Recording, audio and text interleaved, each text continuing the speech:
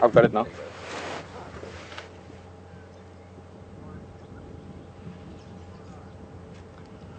Afternoon everyone from Djuma Private Game Reserve in the Sabi Sands. I'm Brent Leo Smith and I'll be taking your drive this afternoon, and on camera we have Brian and in control we have Andrew.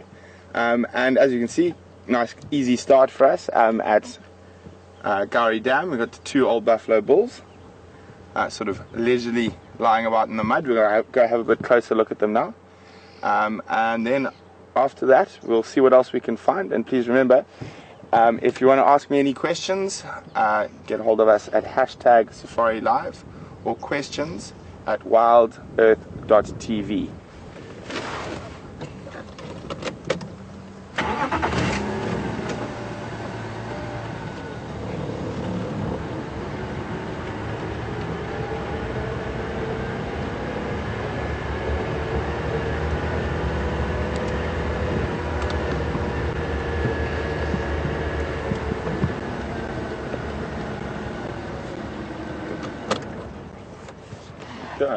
Oh, is it a bit grumpy? So we got two nice old buffalo bulls here, quite commonly known as Dugger boys. There's quite a lot of different theories about where the name Dugger boys comes from. As far as my understanding it's actually comes from the mines in South Africa. The guys who used to mix cement on the buildings and the shafts and that were generally considered to be the toughest guys, and they were always caked in mud. And since the old buffalo boys tend to spend a lot of time sleeping in the mud, they have that appearance. The Dugger boys on the mines also had the reputation for being sort of the toughest, hardiest guys who like to fight and cause a lot of trouble. I'll stretch. So when the buffalo sort of get to this age, they're sort of moving towards the end of their lives. They move away from the larger breeding herds where there's quite a lot of action and fighting for mating rights, and there's lots of cows and calves and lots of noise. So they sort of tend to move off into smaller groups around water holes and drainage lines where there's enough food for them that they don't have to move too far. And when it gets warm, they can sort of lie in the mud or in the water and just relax. You can see he's had a broken tail a few times. It's very difficult to say how he broke his tail, but probably from another buffalo.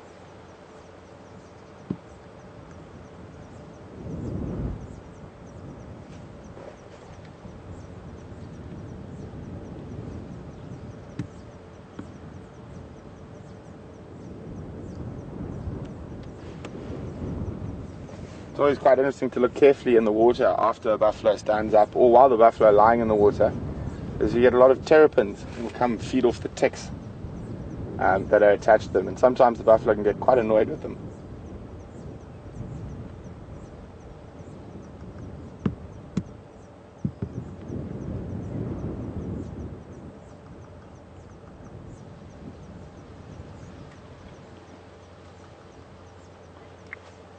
So the plan for this afternoon, guys, is that we're going to head sort of down to the southeast.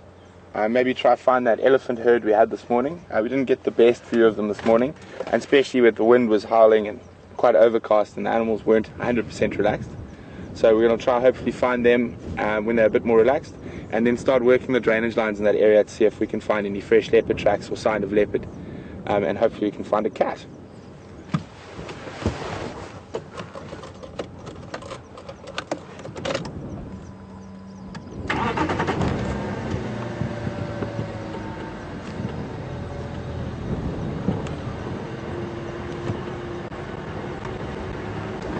Well, James on Twitter would like to know, how do wild dogs compare in size from jackals? They're quite a lot bigger than jackals, but they're still quite slightly built. I mean, an adult wild dog doesn't weigh much more than about 20 kilograms, which, if I remember my conversions, is 4.5 kgs is 10 pounds, so probably around 40-50 pounds. Whereas the jackal will probably be sometimes about half that, but probably a bit less, between around 10 kilograms, so around 18 to 20 pounds.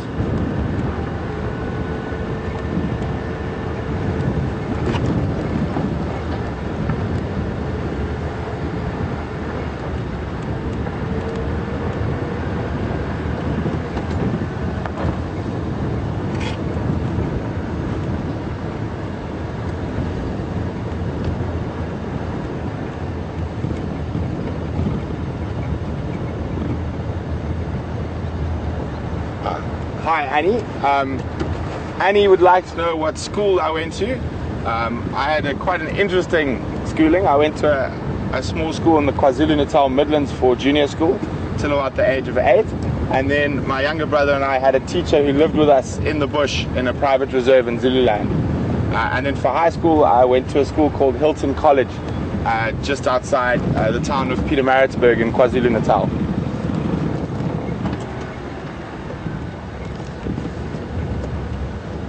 There's a warthog.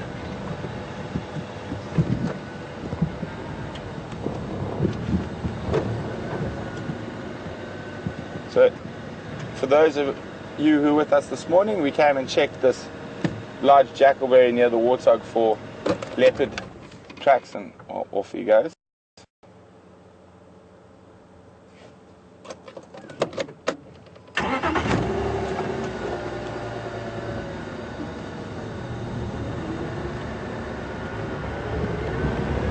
So we're quite close to the area where we last had that nice herd of elephants this morning. Unfortunately, when we were having technical difficulties, you could only hear us looking at the elephants. But we're going to see if we can find their tracks and find them again.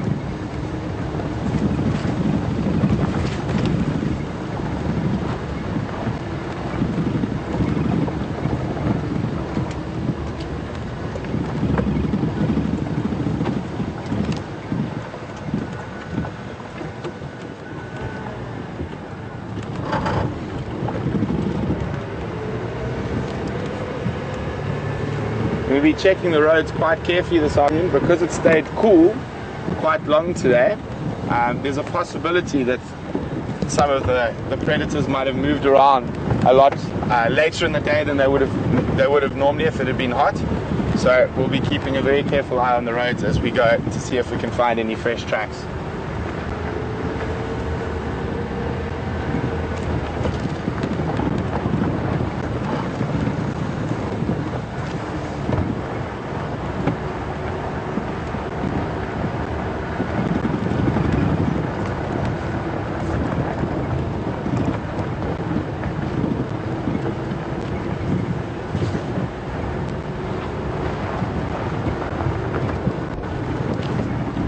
Good afternoon, Shelley from Canada. Thanks for joining us this afternoon.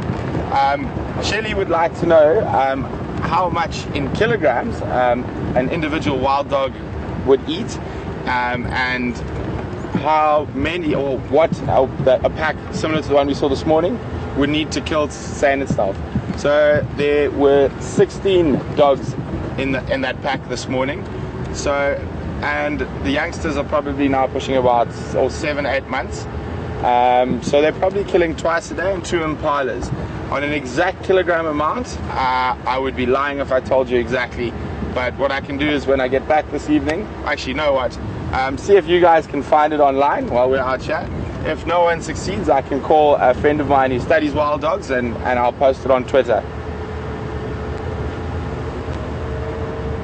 And back to that pack from this morning, I had a chat to Mike, who's here at Djuma, to find out exactly which dogs those were exactly.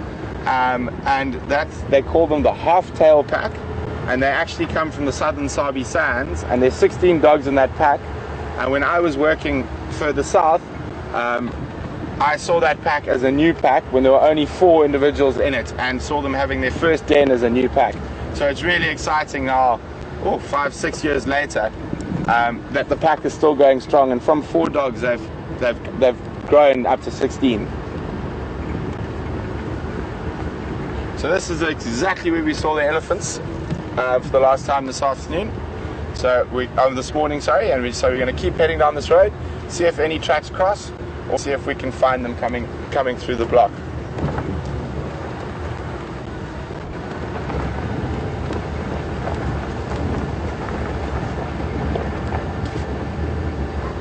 There we go, we got some elephant tracks on the road, and I know there was another game drive vehicle on this road this morning.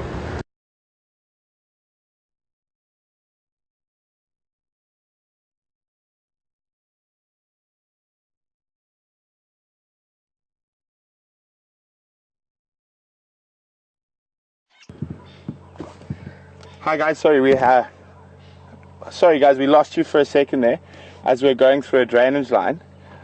We can hear some very, very annoyed Franklin. So I walked in there quickly to see what was happening.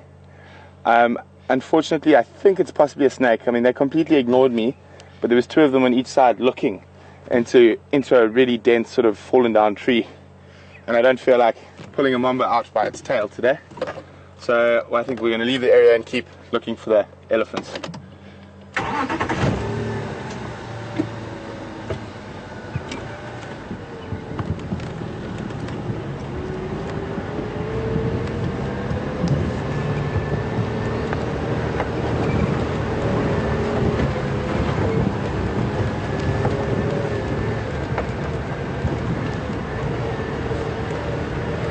There's actually quite a strong smell of elephants in the air as well.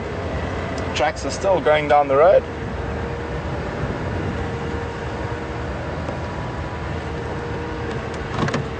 Sorry, go again. I got you 0 out of 5.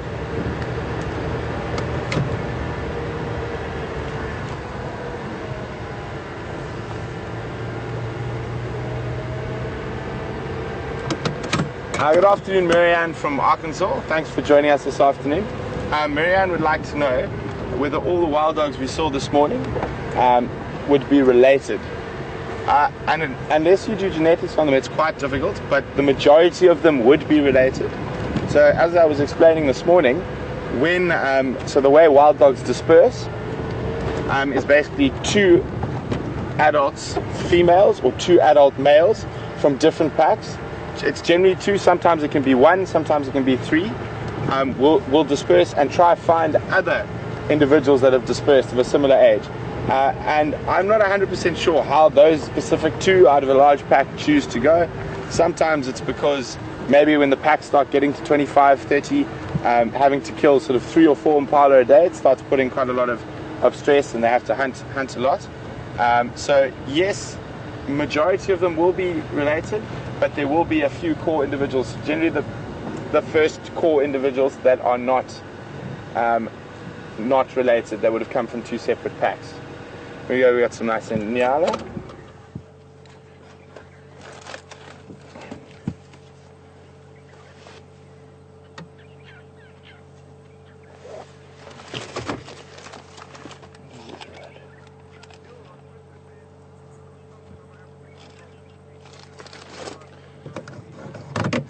Sorry, Andrew, stand by. The game drives are just getting mobile, so I can't hear you.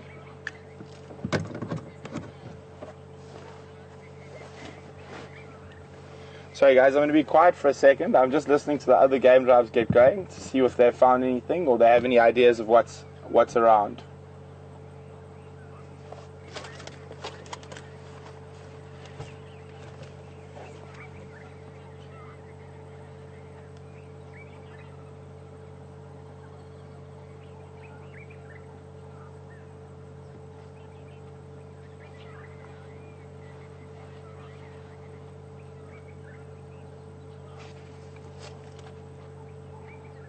Afternoon stations, 1 station from Wild Earth following up on a herd of elephants on Central Road, Gowrie. Go ahead. Negative, following up on a herd of Ndlovu that we saw late this morning, following their tracks. The tracks are heading southeast in the drainage to the west of Central Road.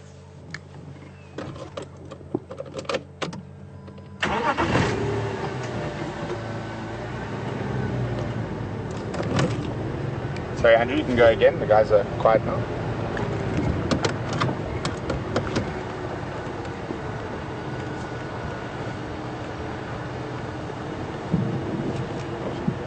Well, thank you very much from Jill on Twitter. She found out that the average consumption of an African wild dog is between 1.5 and 1.9 kgs a sitting. Andrew, I'm just going to play with the mic quickly. Can you just give me a test? I'm battling to hear you.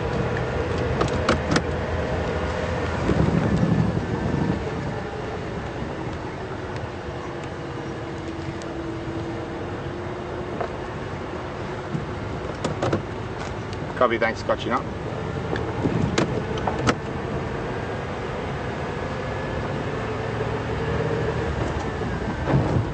Okay, so an update from the other vehicles around the reserve. There's a couple of stations following up on that mating pair of lions that we heard about. That's to the east of us. Hopefully if they start heading west, they'll let us know. So they were a couple of kilometers from our boundary.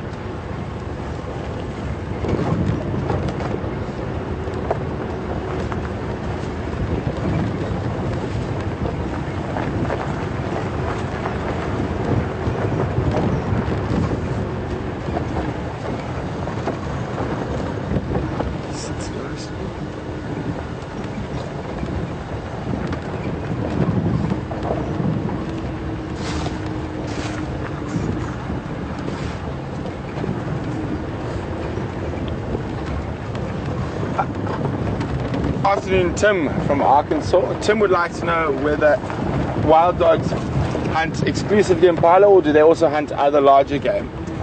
Tim, to answer you, they do hunt other game as well. They're sort of, if you wanted to sort of describe, the majority of their food would be small to medium-sized antelope.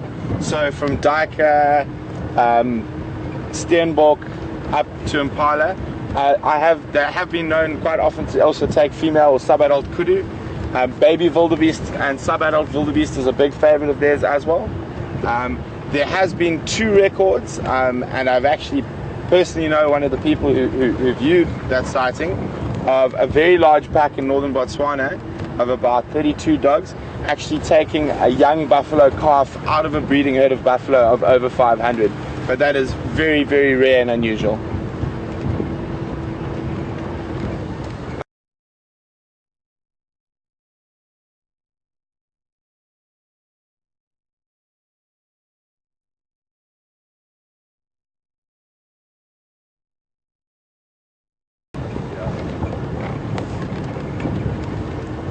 Just double check. Sorry guys, 1 second. Still learning the rope.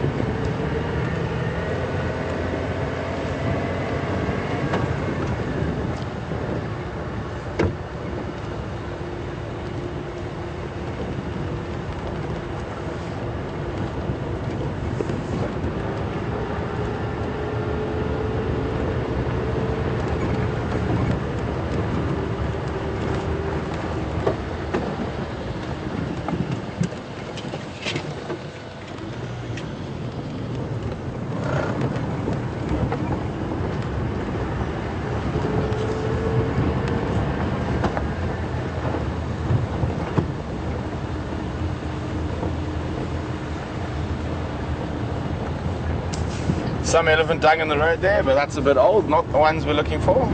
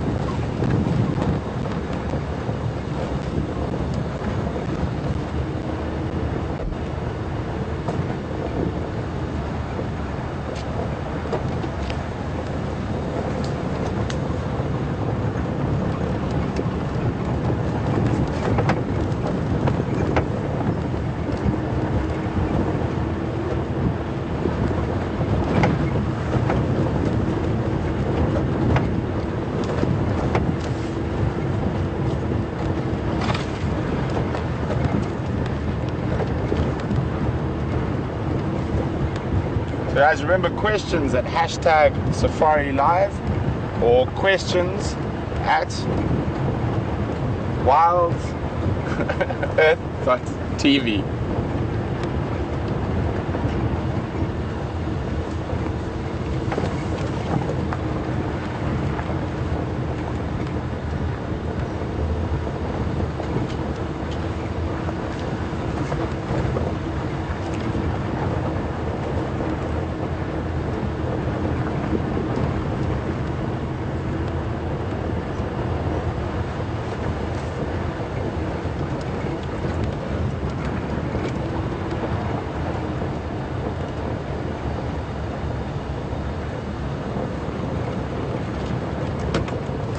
Sorry, confirm Kalua.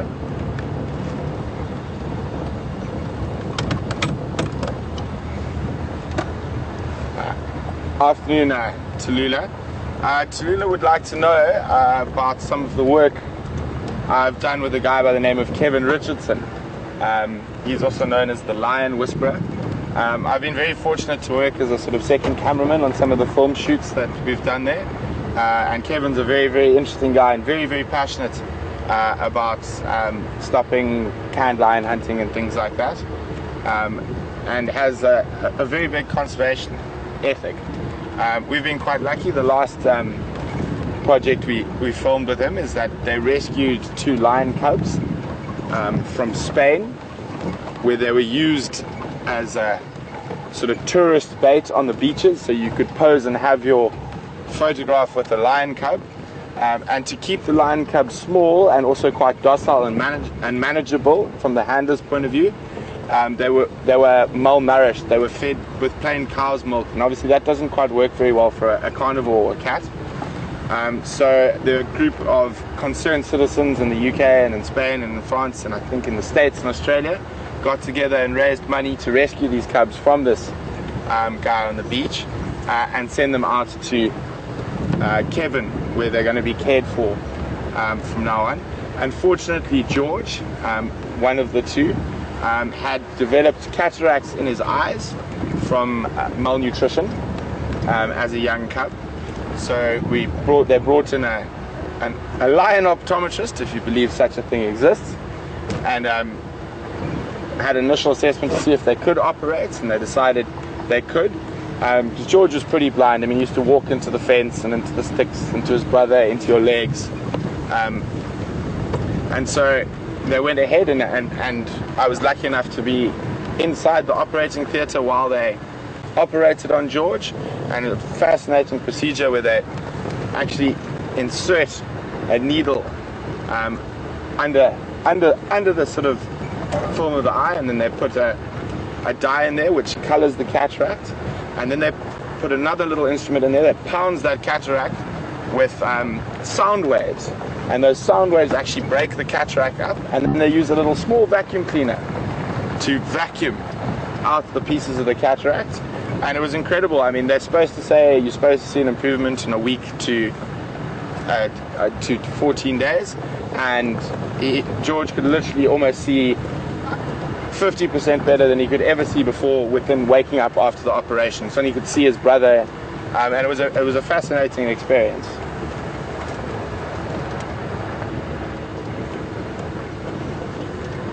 Well, it doesn't look like the Ellies came this way, so I think we'll have to check the other way.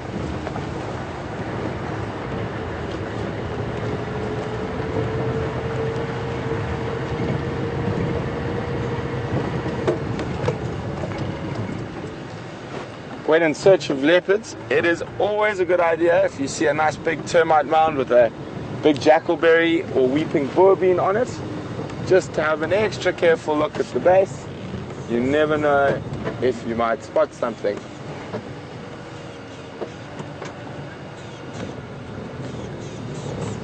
No such luck today.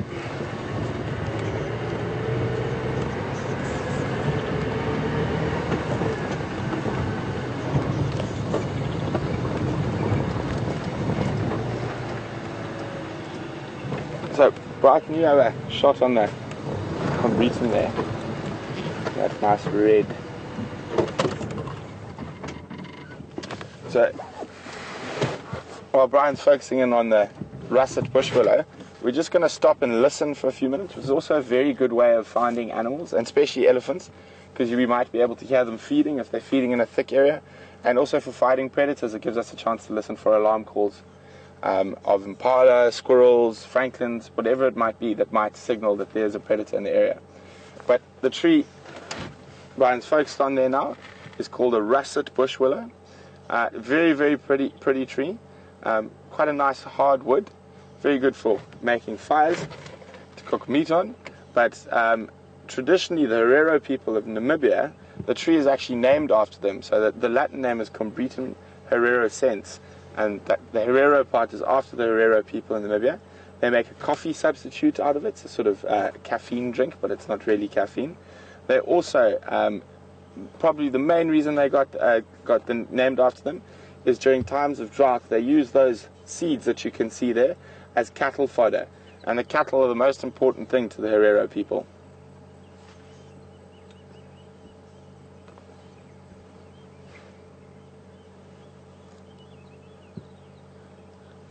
And apart from that, it's always very pretty to look at.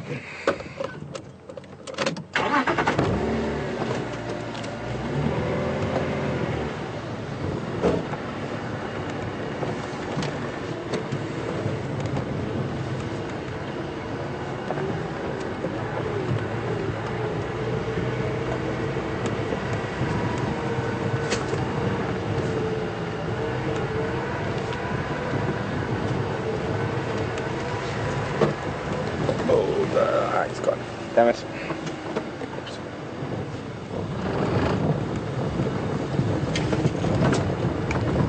Yeah.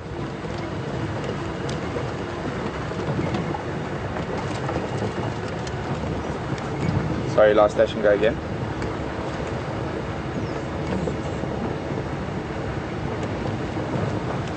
Copy, thanks. Damn it.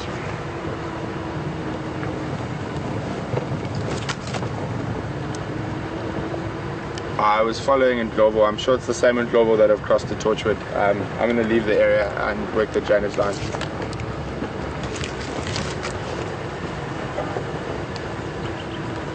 Okay guys, unfortunately those elephants have crossed into the neighboring property.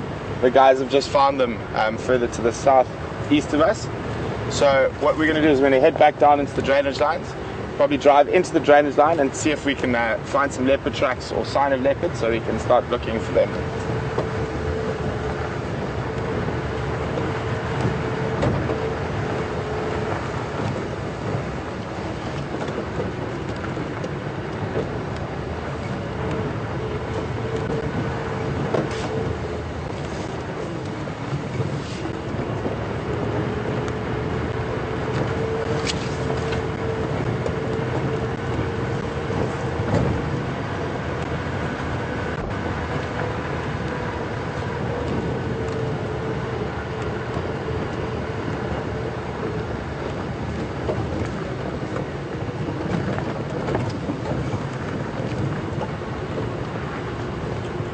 Afternoon, Kathy. Thanks for joining us this afternoon. Yes, Kathy, sometimes, but generally they prefer not to. I think it'd be quite similar as used with cattle, that they would eat it in times of serious need, so in drought, or if they were in really, really bad condition. I think generally there's a lot of other trees out there that are much nicer for the browsers to eat. So I think they would in desperation, but not by choice.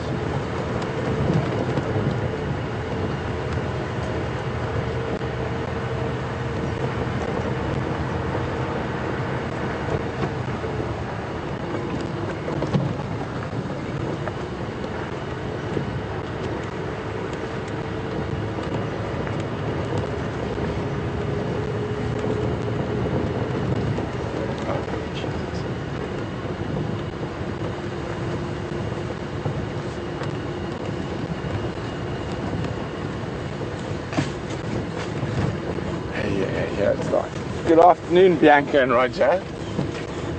The toothbrush tree is a tree called, or it could be a couple of different trees, but all under the same family, the guarri. They're quite common around drainage lines, and they're a good indicator of underground water. And if I see one a little bit later, unfortunately there are none around us at the moment, I will point it out.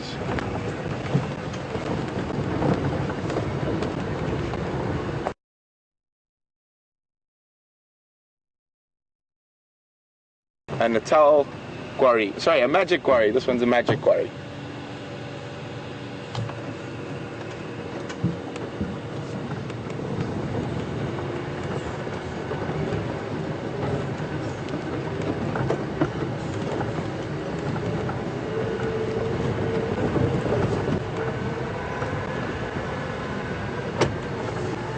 Afternoon, Joanne from Arizona.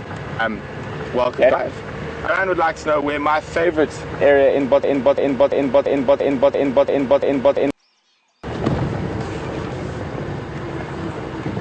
Hi guys, sorry we disappeared there for a second. We're checking through a drainage line for leopard tracks. Unfortunately, no luck yet, but we will keep trying.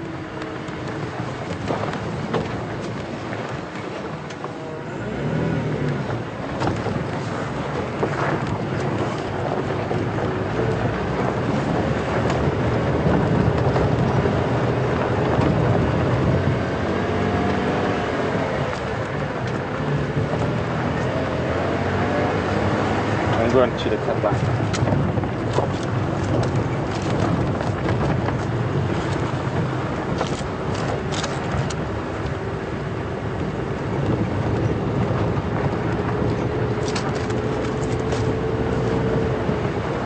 Oh, and the clouds look like they're coming in. We had a nice sunny middle of the day, but the weather is changing. Although sometimes it affects our game drives, we are in need of a bit of rain before the dry season starts, so the animals have fodder to keep them going through the dry months.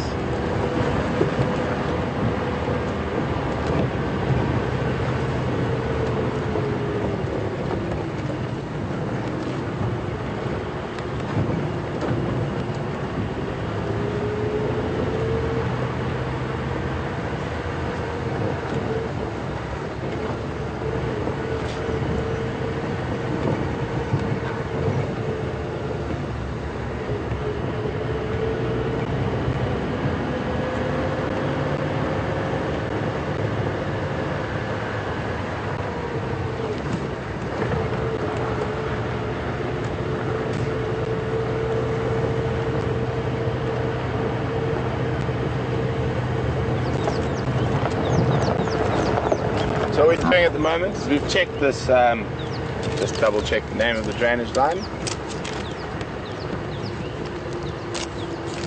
There, we checked I'm not sure what the name is, but the drainage line that runs from Gowrie Dam. So we're going to head back west a little bit, and then we're going to check upstream the next drainage line, keep looking for some leopard tracks.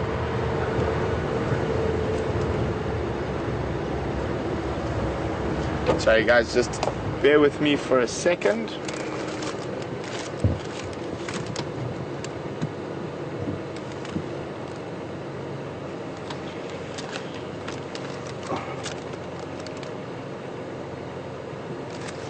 Okay, sorry guys, just an update from the radio.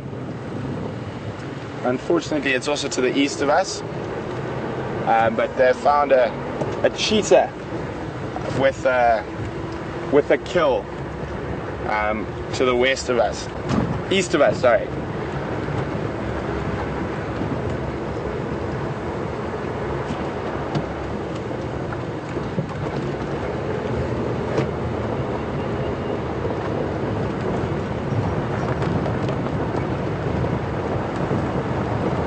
Sorry, Brian, go again. The game drive vehicles are talking.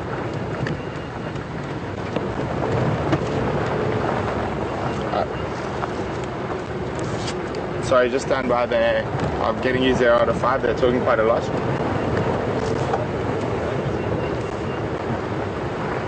I didn't say.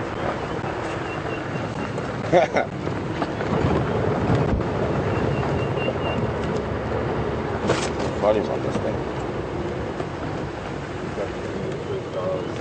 Okay.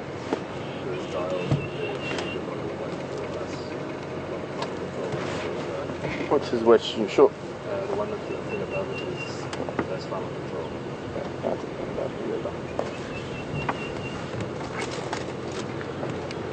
Sorry. Please go ahead, Andrew.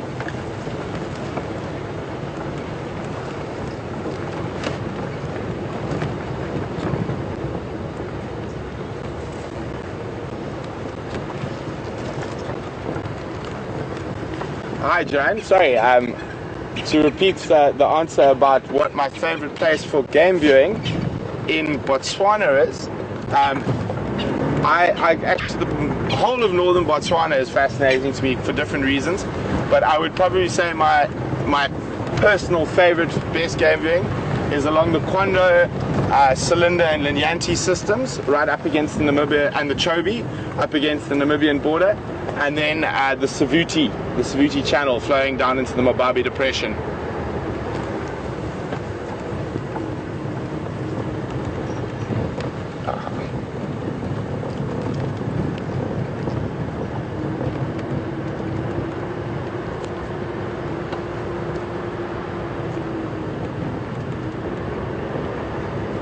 Afternoon, Judith. Thanks for joining us. Judith would like to know whether we get any rain during the dry season. You get very little rain, but always once or twice. As soon as you say there's never going to be rain in the dry season, you always get rain in the dry season. But it generally does rain once or twice during the dry season, but very little and as I said, very uncommon. So again, we're checking up now another one of the larger drainage lines here at Djuma. Another good spot for leopard, but I spotted some warthogs hiding in the drainage line there. Looks like she had some babies with her. Just see little legs behind her. Fortunately, not the best sighting of them, but she looks like she must be quite a good mother, because I can see at least 2 or 3 babies there.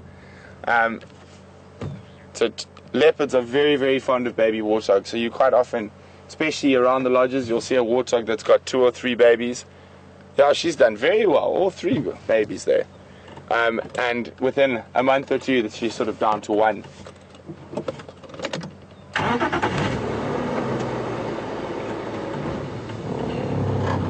Also, another update from the east of us.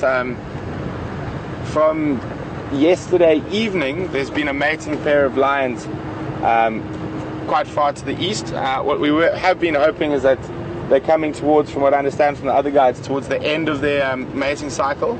So they've probably been mating for 4 or 5 days. So there's a good chance maybe tomorrow that the male will start moving and hopefully come this way.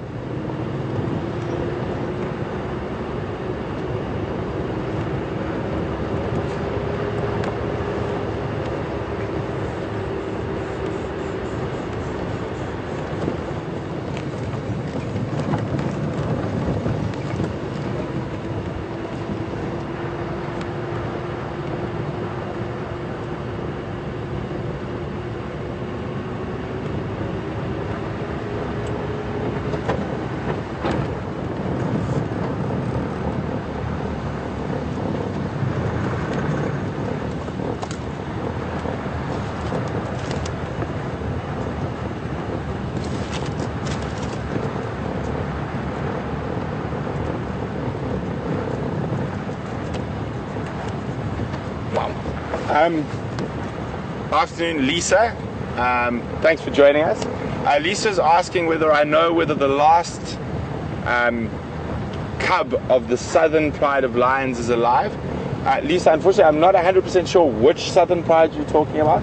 Because what happens in these reserves, where if you're in the north, then what the guys in the south might call the central pride would be your central pride. But I assume you're asking about the southern pride from Londolozi. Again, I'm not 100% sure. I can find out and I'll put it on Twitter. I'll speak to one of the rangers there.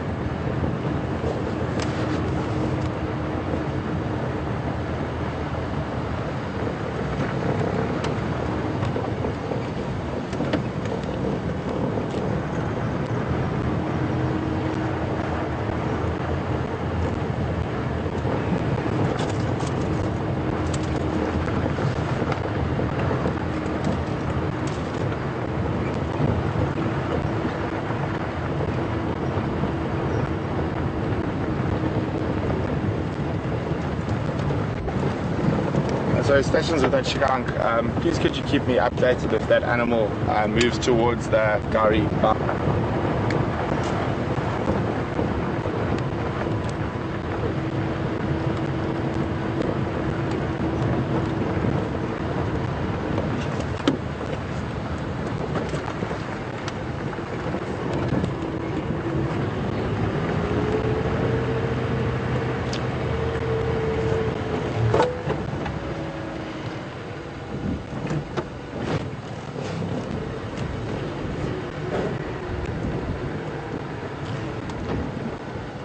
No, unfortunately, a leopard-like log.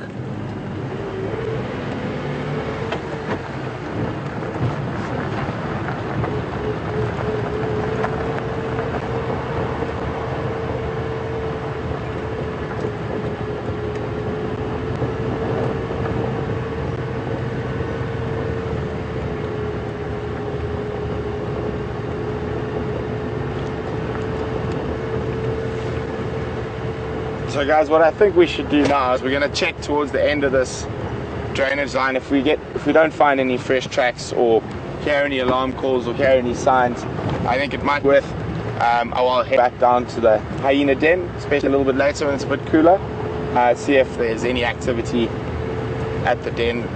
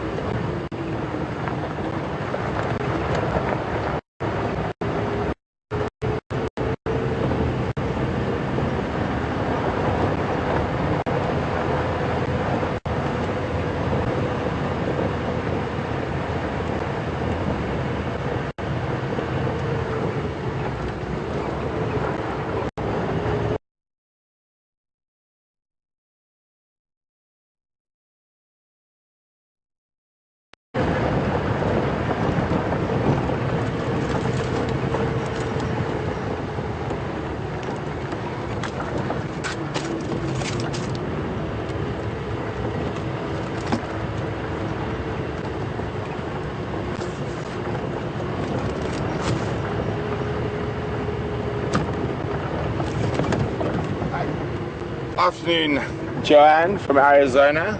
Joanne would like to know if I have ever met Beverly Derek Djuma while I was up in Botswana.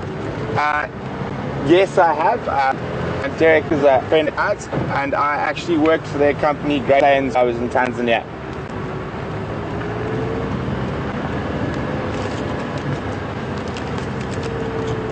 So guys, I'm having a listen to what is going on first, see if we've got a chance of one of those animals coming across our side.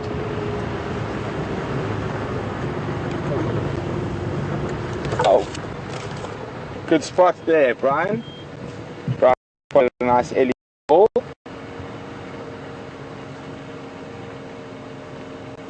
have a look. So, a bit older than the two boys we saw play fighting this morning.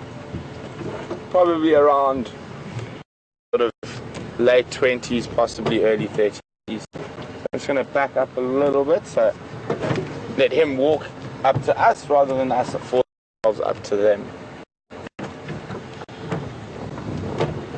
See, by the way he's walking, it's possible he could be in must. Let me just have a quick look.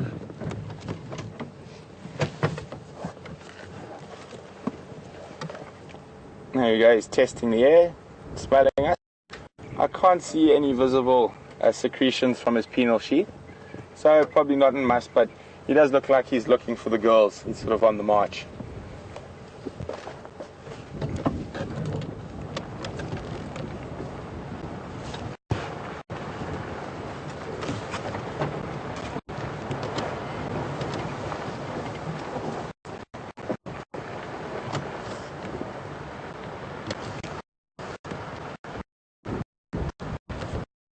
So guys, there's a lot of people asking when Mark will be back.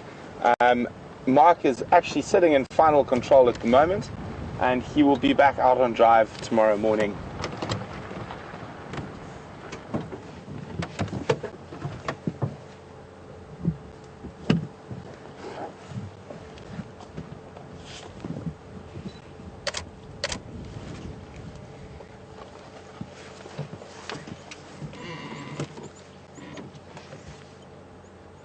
So he's very carefully choosing what he feeds on.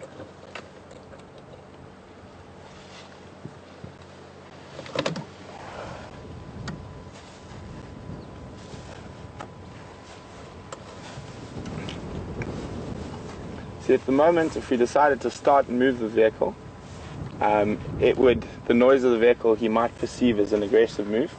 So the best thing to do now when an elephant's this close to you, and he's brought himself into our space, we haven't gone into his space, is to just sit still and really enjoy it.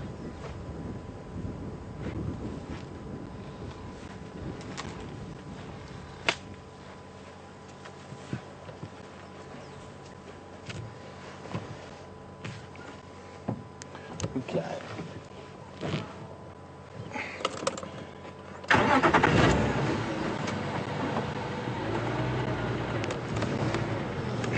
So guys, why don't you let me know if you want to follow this Ellie bull for a while. But there is a chance he might lead us to where a breeding head is, or we can go have a look at the hyena den. So you can let us know on #Safari Live or questions at wildearth.tv. There we go. One day I'll be able to say it in one go.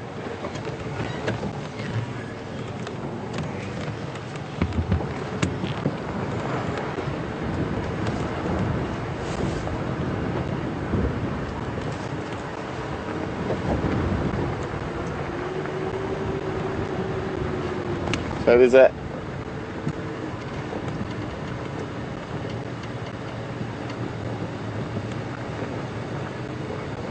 afternoon Anne on Twitter is asking whether I've seen any of the Tembe tuskers in northern Zululand.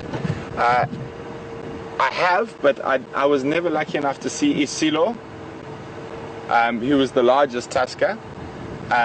I saw the largest tusker of the Tembe tuskers that I've seen is one who's named Manqinqi, which means earrings, and he's got very, very tattered ears that look like earrings.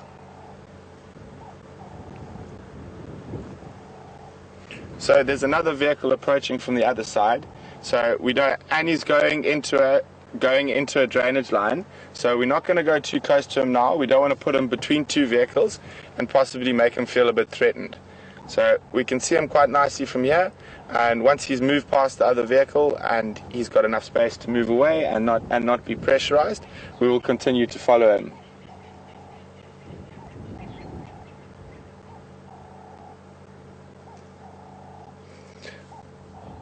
Now the Sabi Sands Reserve actually had a sort of tusker in training, so to speak, who was identified by the guys from the Kruger National Park as possibly one of the big tuskers of the future, and he was called Malelewan, but he occurred more further to the east in the Sabi Sands, and he was named after Harry Kirkman, the first warden of the Sabi Sands, and he had quite strange sort of eyelashes, and Malelewan was Harry Kirkman's first was his Shangaan nickname, and it means eyebrows, because he had apparently the largest, bushiest eyebrows on any human possible. So that elephant was actually named after one of the first wardens of the Sabi Sand Game Reserve.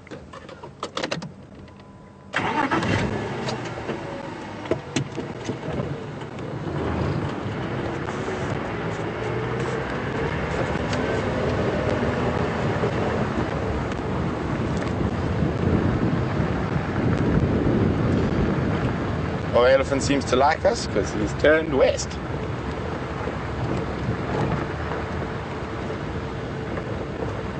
So, here he is, heading down the drainage line.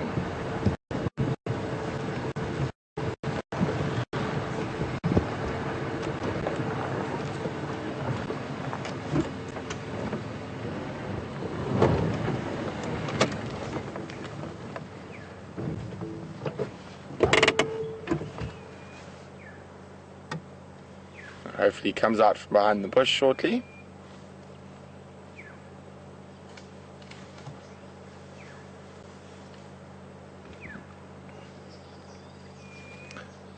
It's difficult to see exactly what he's feeding on, but he has come down into the drainage line.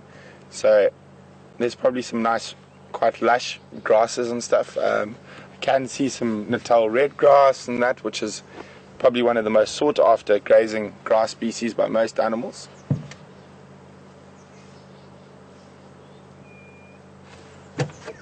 But as you can see, he's not really feeding heavily. I do think he is tracking that herd of elephants that we saw this morning.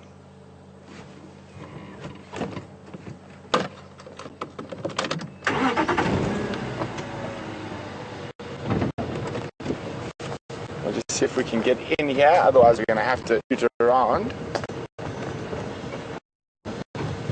We might have to, so we can see the gap. Make sure we don't stumble up his bottom. Ah, I got him there.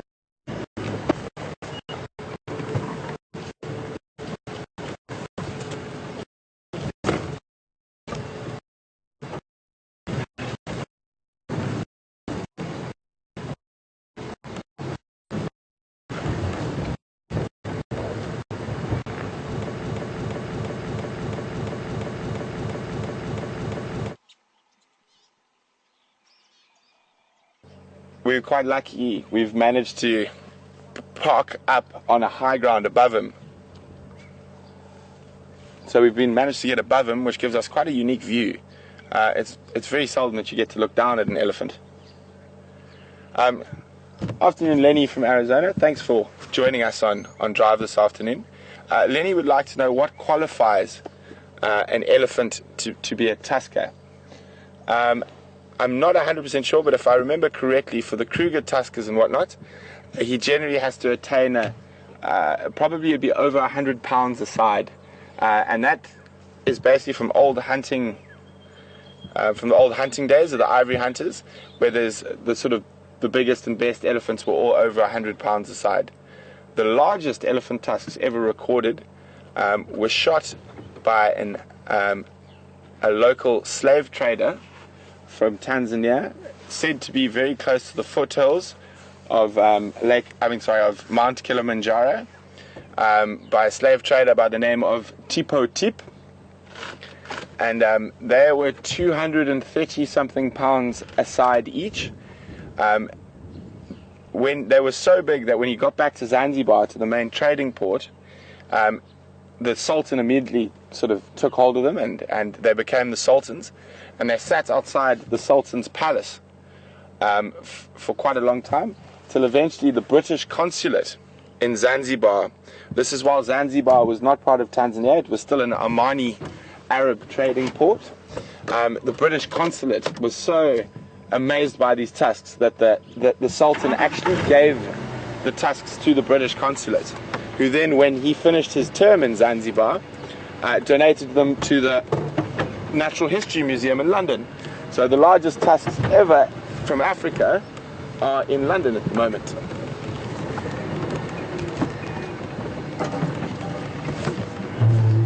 That's just going to give me a minute or two to try get out of here and catch up with him.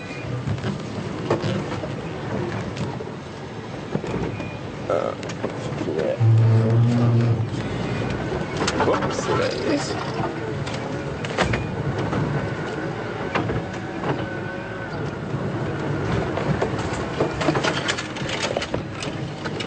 Do you know where this 2-track comes out from? If I go around this side, I'm going to be able to access it. Okay, I'm going to just head back to the main quickly and then try zoom around to where he's likely to be.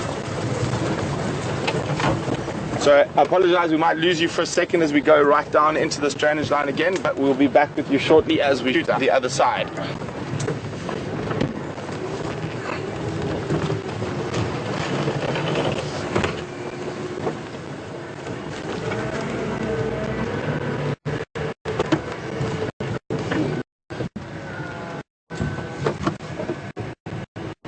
Okay, that side of that. Yeah.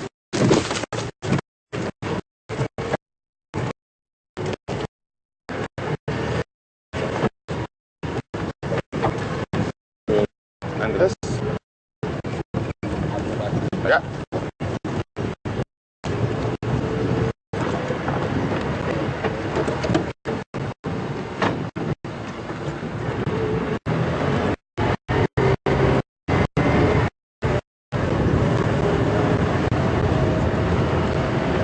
There he is.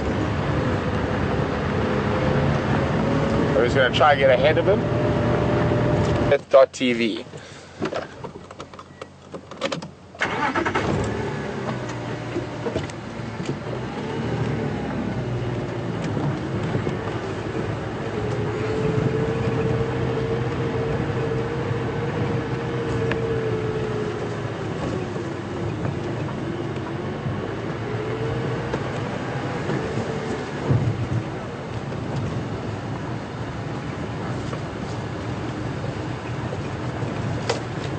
Afternoon, Happy Cub from Pencil.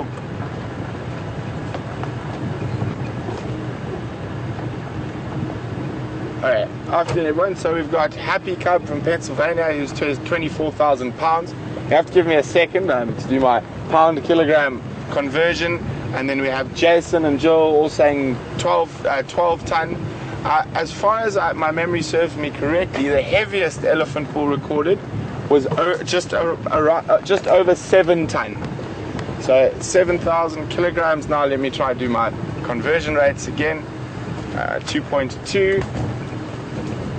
So probably somewhere around 16 to 18,000 pounds. Maths has never been my strong point.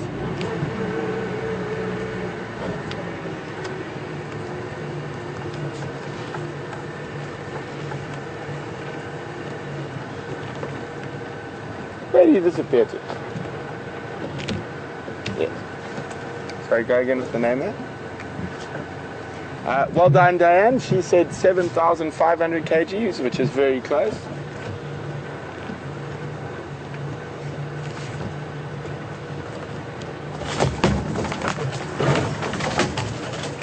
But you guys must remember, even an elephant that size,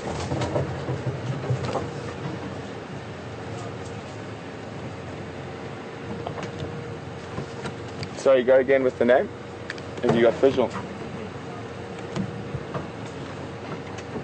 Happy Gub from Pennsylvania has answered the question. There's about 13,000 elephants in the crew. That is very close. I think the last estimate is between 14 and 16 to 17,000.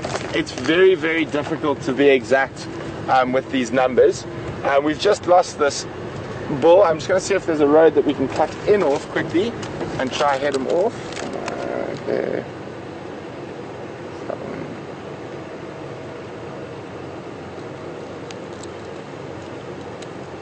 There should be hopefully one on top of this crest here.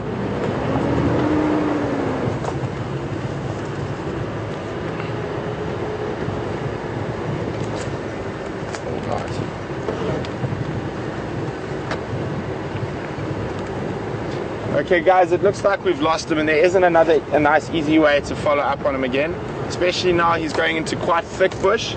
The wind is swirling quite a bit, so again we don't want to put unnecessary pressure on any of the animals that we're viewing, so we're just going to leave him be for now.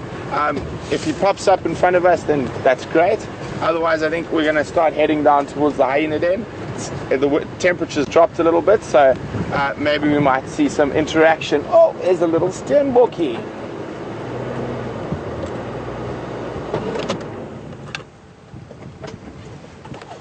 Very pretty little antelope.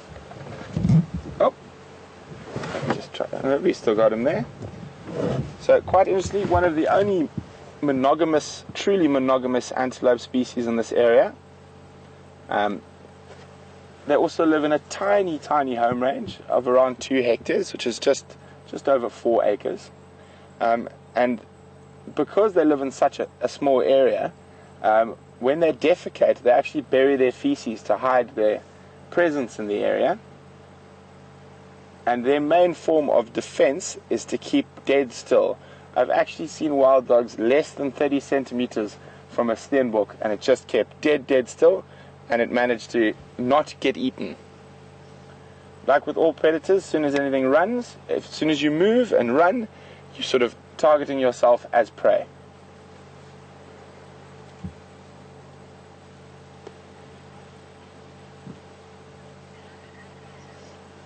See how his ears are constantly moving, listening to everything around him.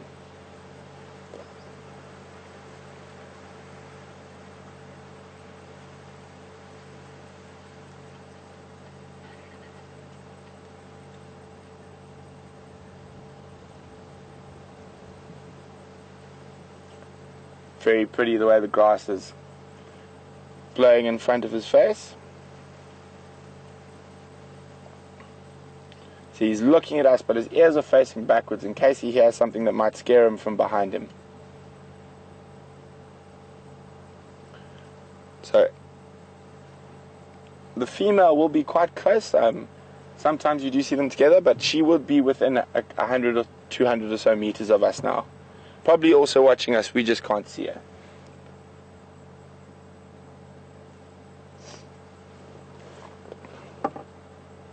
Oh, see, he's now relaxed a bit. He's decided we're not that much of a threat. We're not trying to eat him or chase him.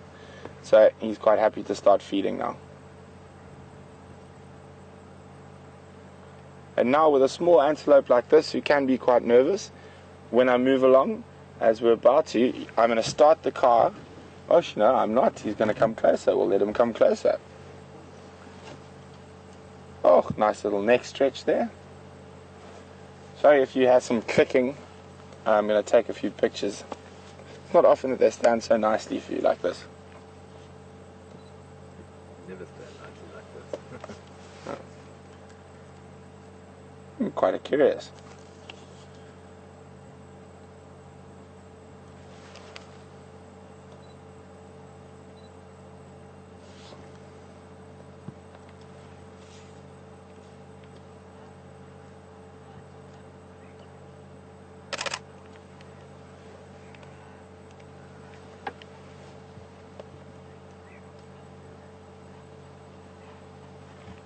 Oh, got a fright. See that? There's a perfect example of what we spoke about this morning, about the wind gusting and changing direction. Suddenly the wind gusted, and maybe you didn't like the smell of the petrol in the vehicle, or maybe the fact that we haven't showered today, or something. You just didn't like that smell, and he immediately jumped off. But normally, as I was saying, because he is still reasonably close there, when you're around animals that are a little bit nervous, when you want to get moving, you start the car and then you let it run for a few seconds without moving at all, just to get them used to the sound and make them realize you're not being aggressive, and you don't rev the car immediately, which a lot of animals can perceive as aggressive sometimes, especially with eddies. Okay, let's continue.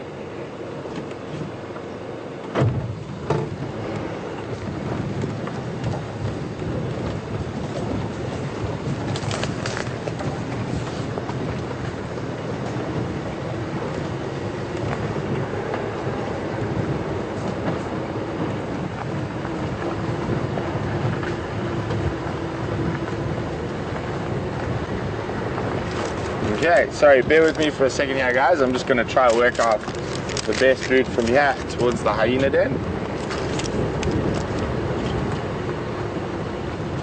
Funny that, we're on Hyena Road.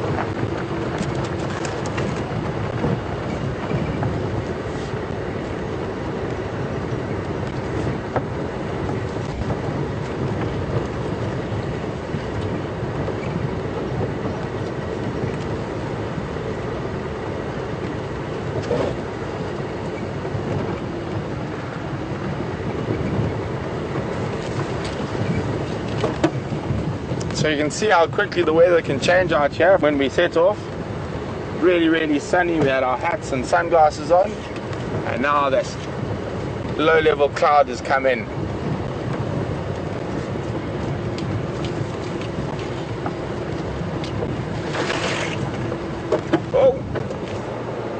Oh, we don't want to disturb the poor orb web. There's a nice big spider web there. I don't know if you guys can see the golden orb spiders. So I'm just going to reverse and we'll go around, and I'll put Brian in a spot where we can get a nice close to them without destroying their web, because it takes them a lot of energy to build those webs. And we might even be lucky enough to see a kleptoparasite on the web. I'm not sure, I didn't see any, and in this light it's quite difficult to see. Oops.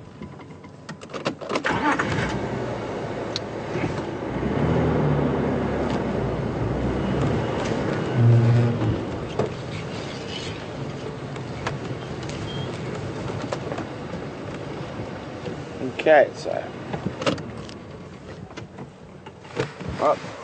the spider that's in focus at the moment is the female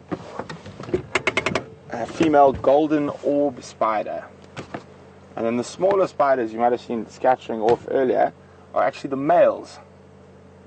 So being a male golden orb spider is quite a challenge.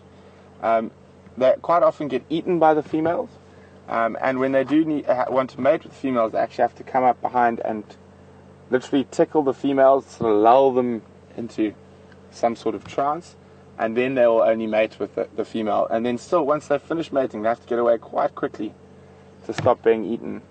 And I'm trying to see if we've got any dewdrop spiders on here, but it doesn't look like it, which is unfortunate. They're incredible little spiders. They actually look like a drop of mercury, and hence the name dewdrop. They quite often look like a dewdrop would in a spider web in the early morning. And they are kleptoparasites. They basically feed off all the little bits of food left over from the bigger spiders when they're finished eating.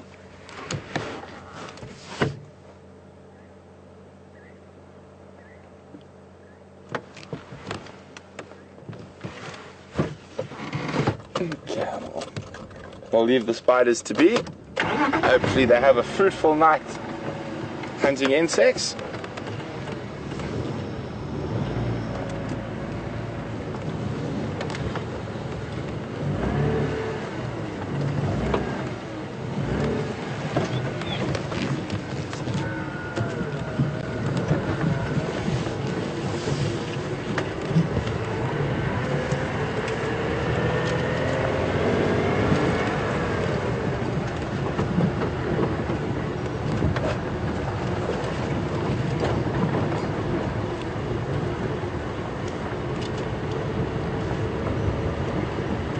Oh, hello, madam.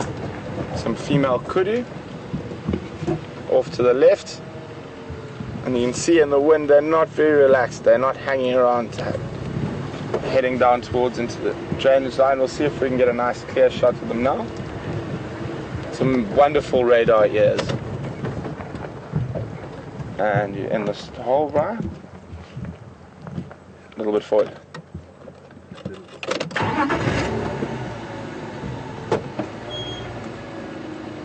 There we go. For me, I love watching kudu's ears. They're sort of these huge radars, and they just keep picking up every sound, and you've often got one ear facing one direction, the other ear facing the other direction.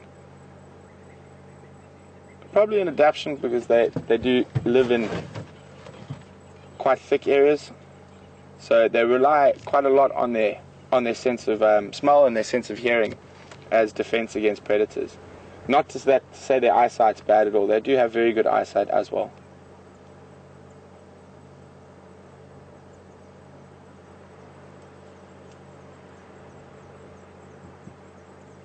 Supremely alert.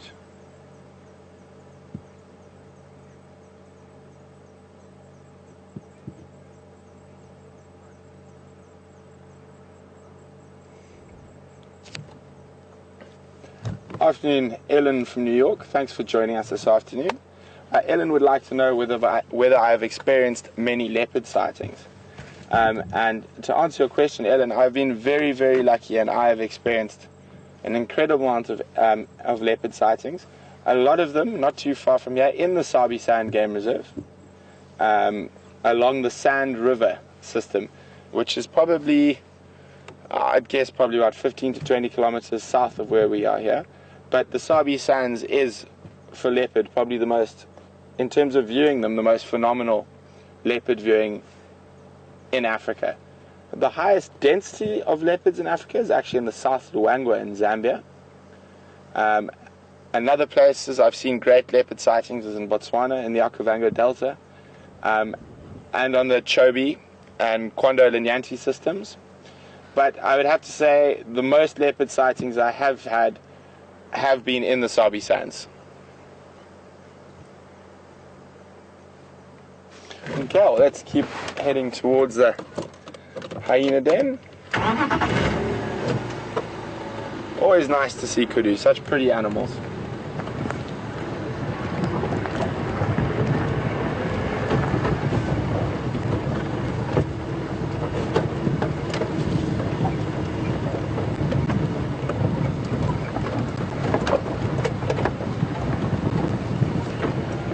we've got a bit of a roadblock. Let's go around quickly.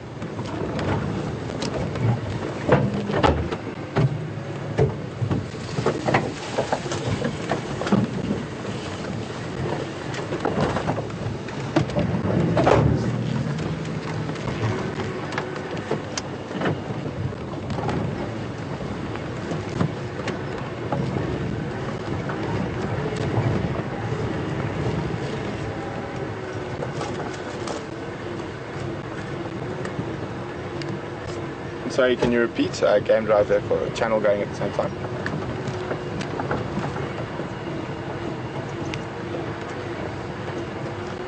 Afternoon, Anna, who's on Twitter. Thanks for joining us this afternoon.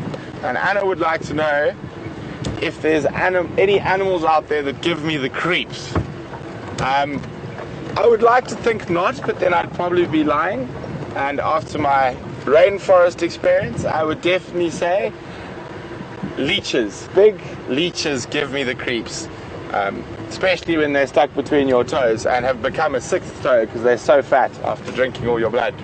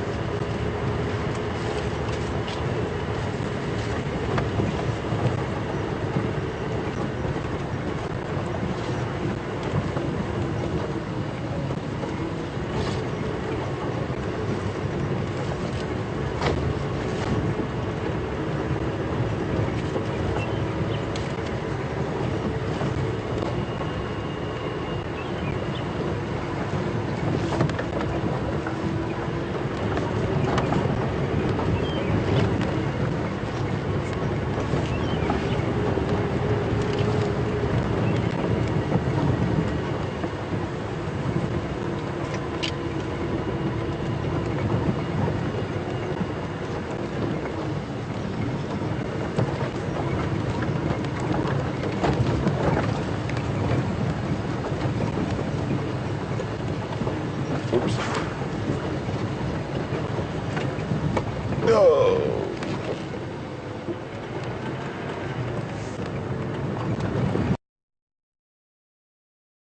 Quite a bit.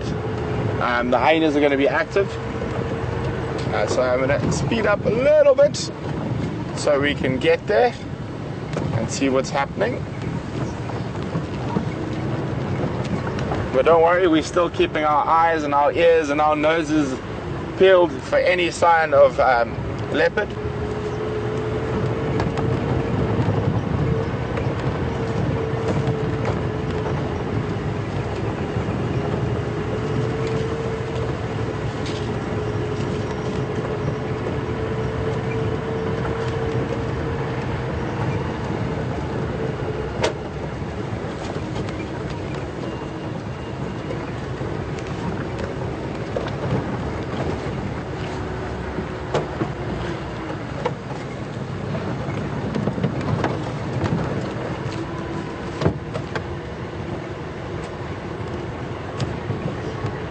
Good afternoon, Heather from the UK. Welcome on Drive with us this afternoon.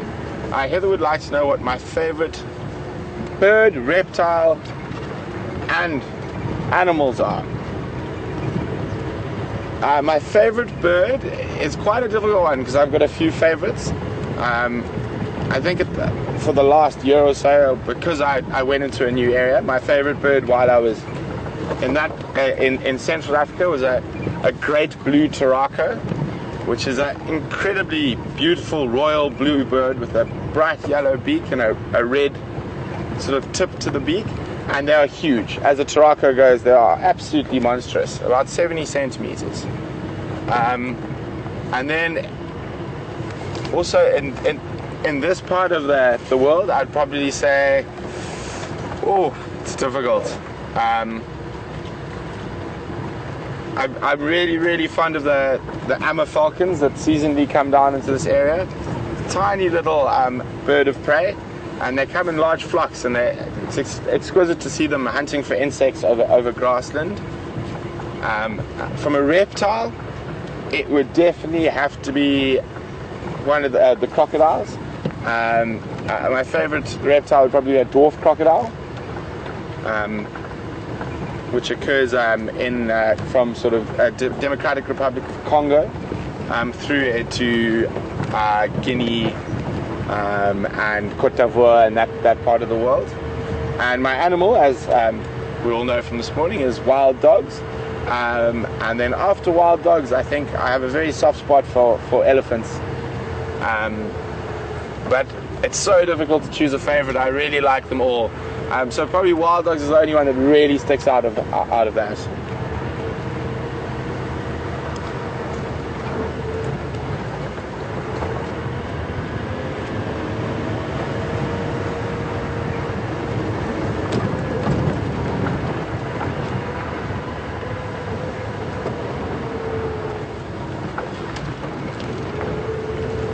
Afternoon, Diane. Welcome. Diane has asked whether I think that there are more leopards in the Sabi Sands because there is no hunting, it is safe for them. Diane, that's quite a difficult question to answer. As I said, the highest density of leopards in Africa is the Luangwa Valley in Zambia, and they do hunt leopards in that area. Outside of the national park, though, I would have to say it's probably far more to do with prey species that are available and prey density. So what a lot of people don't realize is that it all actually comes down to your soil. If you've got good soil, you've got good grass. If you've got good grass, you've got lots of animals that eat grass. And if you've got lots of animals that eat grass, you've got lots of animals that eat meat. So I think your leopard numbers are obviously have been affected heavily by illegal hunting and poaching over the last 50 to 100 years. But if you took it from a purely sort of natural basis, your leopard populations and territory sizes are completely relevant on the size. On the amount of prey, the prey available to them.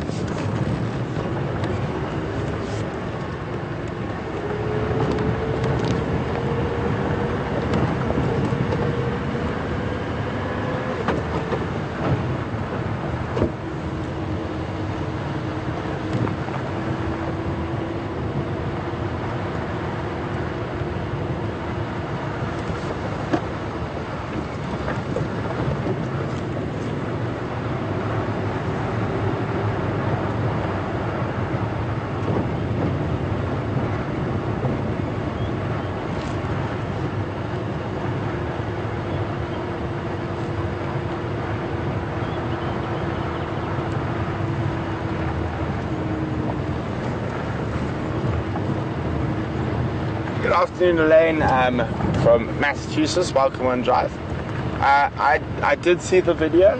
I myself have been very lucky. I've never actually been attacked while in a vehicle. But as you saw, things can change very, very quickly. They are wild animals after all.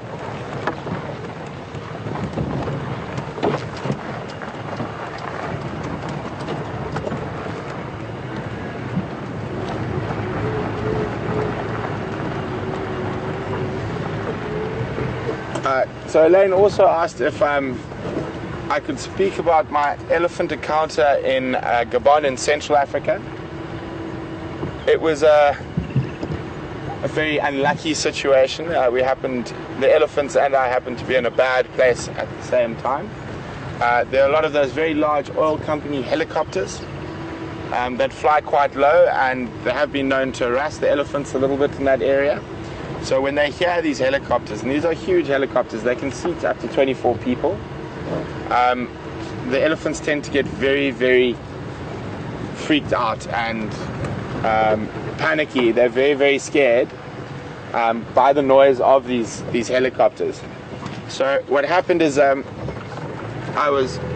company I was consulting for, we had two camps, one on the river and one on the beach in Gabon, and we were walking between the two camps, and sorry, just check down the road. No. We were walking between the two camps, carrying very heavy backpacks with all our food and everything, because we were going to spend 2 weeks at the beach camp. And we're about halfway, so probably about 10 kilometers between the two camps. And what we had done, because we were working for a company that wants to develop tourism there, every time a helicopter flew over lower than the legal limit, we would make a note of it in our notebooks and mark the time. So I was looking down at my GPS and writing down the time of this helicopter flying very low over our head. And sort of as I finished writing down the time, and I looked up, and there was a forest elephant female and a sub-adult, and they were already sort of coming straight at us, and they were about 8 or 9 meters away. We had other people with us. There was some staff with me as well as a volunteer. I managed to grab and push the volunteer behind the closest tree, and by that stage when I looked up, the elephant was right in front of me, and she swung her trunk and hit me down onto my back. I was lucky. I'm a very, very avid fisherman, so I was carrying my fishing rods in a hard sort of plastic canvas case, and while I was on my back and the elephant kept coming towards me, I hit her in the face with the fishing rod case, and that sort of made her stop and back down. Then I started shouting and screaming and throwing while I was lying on my back, just picking up any piece of stick and stuff that I could throw at her. And then she eventually moved off, and then I stood up and started clapping and shouting, and she moved off. But I was very, very lucky. It could have ended much worse than that.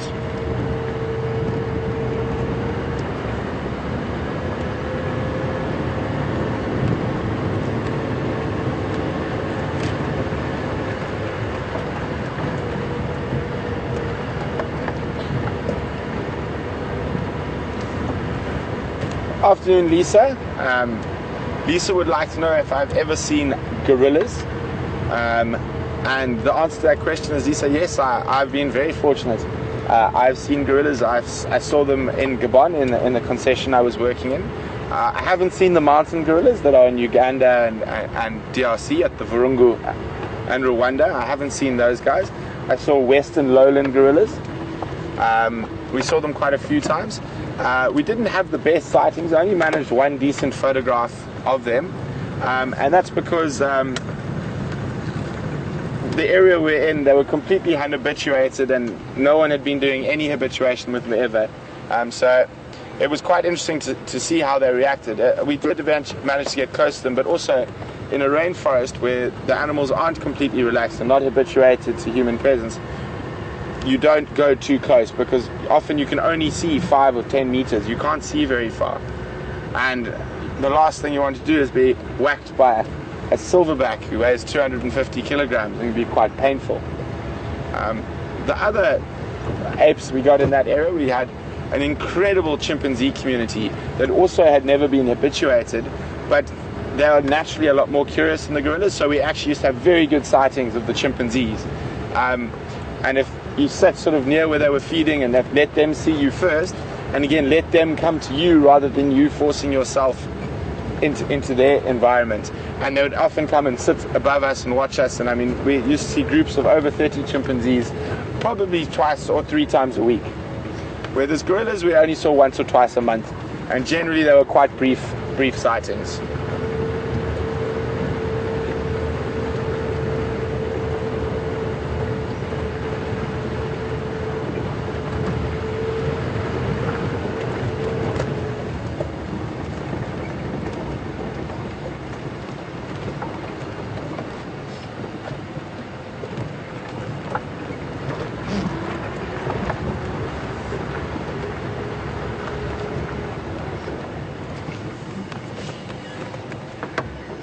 Oh. So I think the elephants did a loop. We were looking for them down there, and it looks like, well, maybe it's possibly another breeding herd, but they've crossed over here.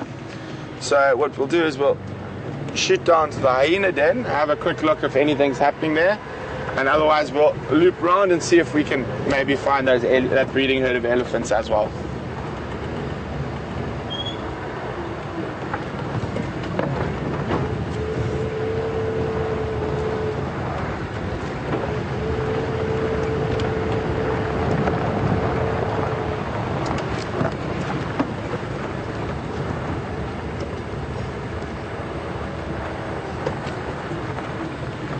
Afternoon, Matt from Texas. Matt would like to know what my favorite fish is and what the biggest fish I've caught. Well, Matt, to be honest, I am quite slightly fishing nuts. So I will fish for anything from like half a pound brown trout in a mountain stream to 100 kilogram tarpon. On fly fishing tackle, my favorite fish to fish for in fresh water is a fish called a scaly or an Natal yellowfish, which only occurs in certain rivers in KwaZulu-Natal in South Africa, and tigerfish, which occur in the bigger rivers up north. And my biggest tigerfish I've caught is about 11.5 kilograms, and that was in southern Tanzania on fly. But with conventional tackle and sort of estuarine and deep sea, my biggest fish is probably, difficult to say, from sort of inshore is a 53 kilograms, so 115 pound odd Cabera snapper. I'm still aiming, hopefully this year at some point, to get back up to Gabon to try catch an over 200 pound tarpon. But I have caught some bigger fish, sort of marlin and stuff like that, but I'm not sure of the exact weight. So we don't keep any of those fish, we tag and release them.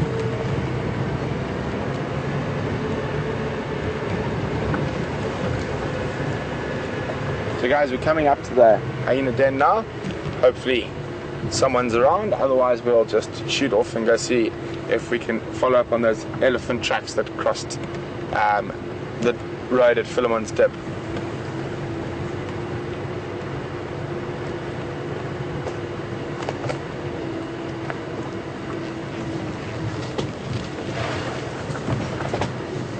Oh, we've got some action. Oh, the little guy's out, and there's an adult there as well. Oh, that looks. Look. Oh, lots of action. We've got 1, 2, 3, 4, 5, at least 5 hyenas. I'm going to go around to the other side where we can see. So we've got 3 hyenas over here, and then the little one, another one. Oh, I think there could even be 6.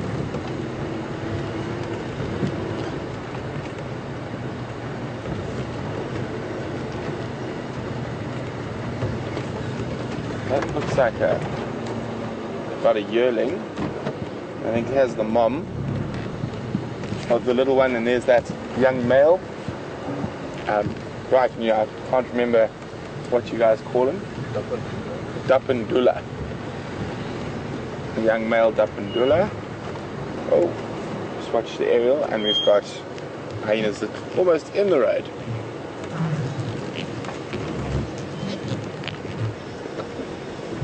You good?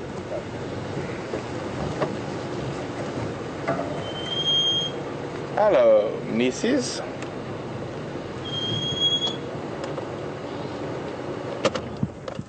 Okay, so let's try to figure out how many we got here first. We've got these 2 lying right next to us. There's Dapendula, so that's 3. Then there's 2 other adults at the den, 5, and then the young, the really young guy. So that's 6. Really nice. And compared to this morning where we didn't have a hyena in sight, we checked twice.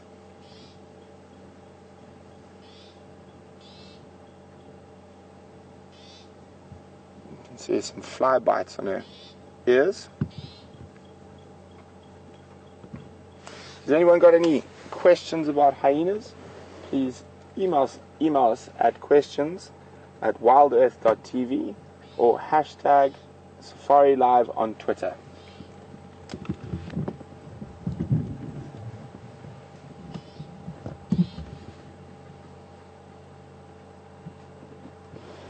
Looks like a one we're looking at there. Looks like a male, just from his behavior around that other female, but we'll see now. We might get some nice greeting when he comes up. Still quite young though.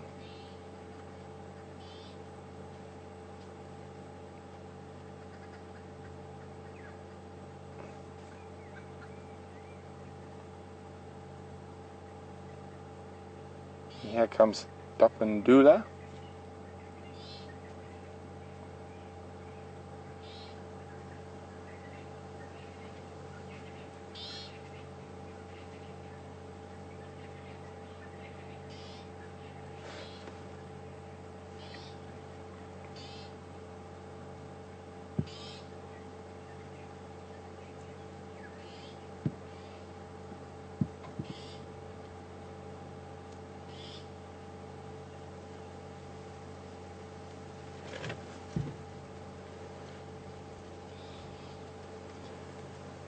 Nice relaxed evening at the hyena den.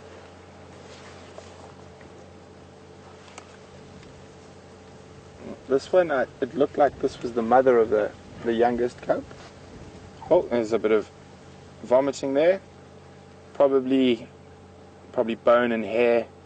Oh, we can smell it. Wow, you guys are really lucky you can't smell that. And then, of course, being hyena is going to eat it again. But probably bone and hair from the last thing they fed on.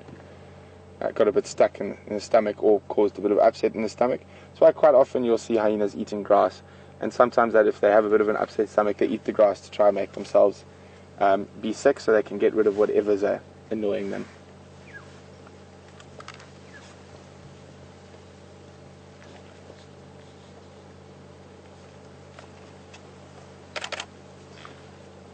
Oh, and now Dapundula is going to go investigate whatever came out of that other hyena's mouth.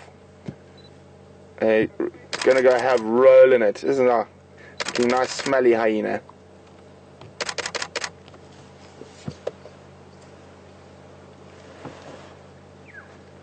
Go ahead.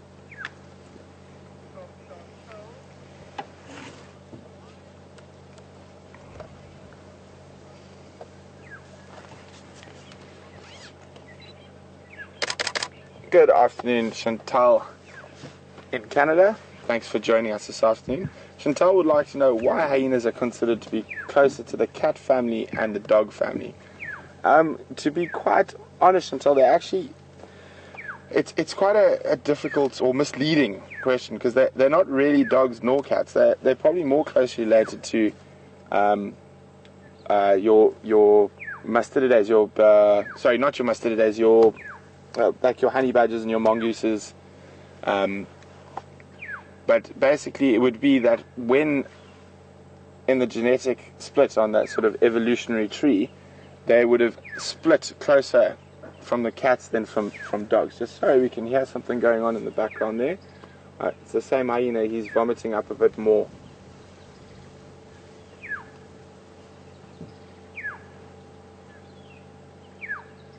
He obviously ate something really rotten buffalo or something that disagrees with him.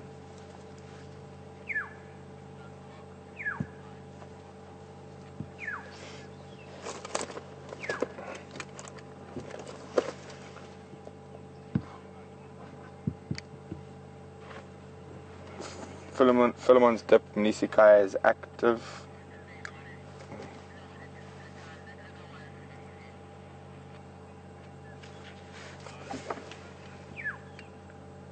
Go again, please.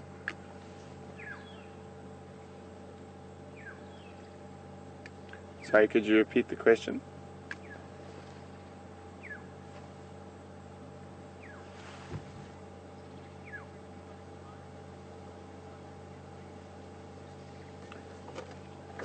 Well, Heather in the UK, welcome on Drive this afternoon.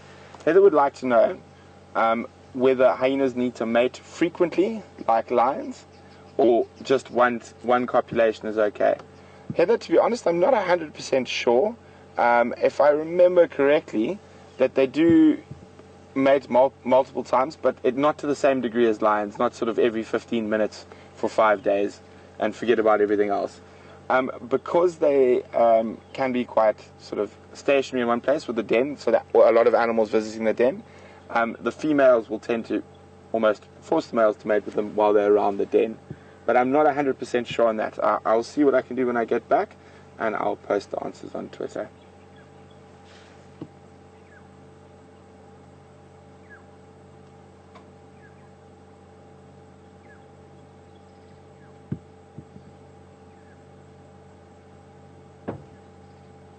Sure. Alright. We've got elephants joining us at the hyena den. How's that, guys? We don't even have to go look for the elephants. We've got elephants coming in behind us. Can only see one at the moment. this can always be quite fun, especially if it's a young bull. You might just decide to chase the hyenas because they're there.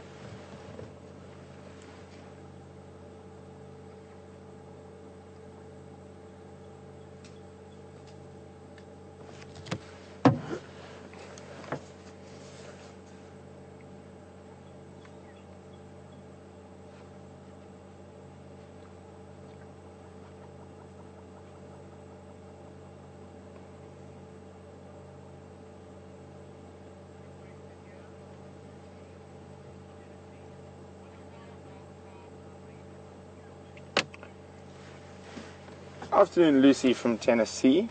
Welcome on Drive with us this afternoon. Lucy would like to know whether a wild dog would harm a hyena pup. I would say most definitely if they did catch the hyena pup away from the den, or at the den, out of the den while the adults went around. Wild dogs would very much like to remove hyena because they're serious competition for wild dogs, and they do steal quite a lot of carcasses from them.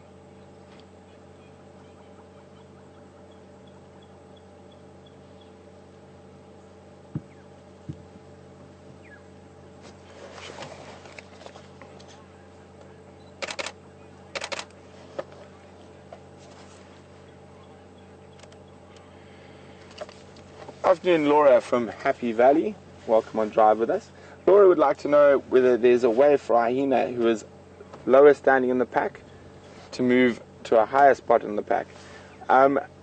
Generally not, Laura. The only way that would happen, I would say, is that possibly if that animal, the animal immediately above that one is killed, and if it's a female, hasn't had any offspring yet, so there is an immediate successor to that spot in the hierarchy. The only way for a male to sort of climb up the hierarchy ranks in a clan is to basically try and move and join into another clan. But because he's from a different clan and might have different genetics, there's a chance he might be able to get a higher position in the next clan because of his genetics. So he enables the females to mate with someone who's not genetically the same as them. Unfortunately, we can't see this Eddie. I can still hear him behind us.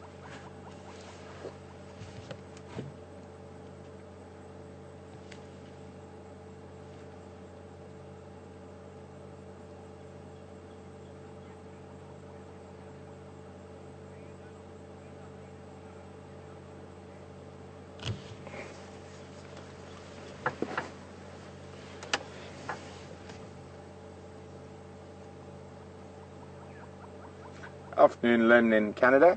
Lynn would like to know where do hyenas go after when they leave the den? Are they solely nomadic, or do they have set territories? And can we use sort of very specific identifiers to follow hyenas? So Lynn, hyenas are very, very territorial. They are probably one of the more territorial animals around. They defend their territory against other hyenas and patrol it constantly. And some of the biggest fights a hyena will ever get to into his life, apart from lions, is with other hyenas and defending their territory. And those can be incredibly epic battles where hyenas are killed. And so how they mark their territory is they paste. So they use their anal gland and they leave scent pastings on grass, and we might not be able to smell it so well, but other hyenas can smell that. And you will see when a hyena finds a pasting from a non-familiar hyena that is not of its clan, the tail will come up, immediately get very, very excited, and maybe start whooping, trying to call in reinforcements if it thinks the other hyenas around. But hyena are probably one of the sort of most territorial of the animals in terms of defending their territory. And in terms of identifying, I know researchers have used so ear notches, different faces, and the spot patterns are unique to each hyena, with a leopard. So researchers do use that. Generally, most safari lodges and stuff don't go into that depth, but scientific researchers do use sort of ear notches and the spot patterns to identify different individuals.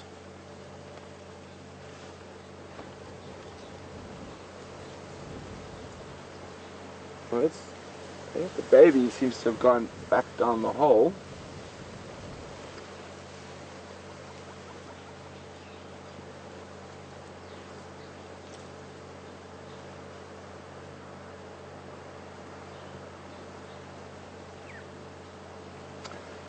Good afternoon, Valerie. I think this might be your second or third question today. But thanks for the question again. Valerie would like to know whether there are different types of hyena like there are with the giraffes. So there are actually probably much bigger genetic differences in hyenas than giraffes, where you could probably crossbreed sort of your Maasai giraffe and your reticulated giraffe with your southern giraffe. They'd be able to breed. The different hyena species would not be able to breed at all. So you've got these guys, the spotted hyenas, and they're the biggest and most powerful, and also the most social of the hyena species. Then you have brown hyena. Brown hyena occur throughout southern Africa, and then further to the west. There's actually brown hyena that occur not too far from where we are now. There's some areas where you get both.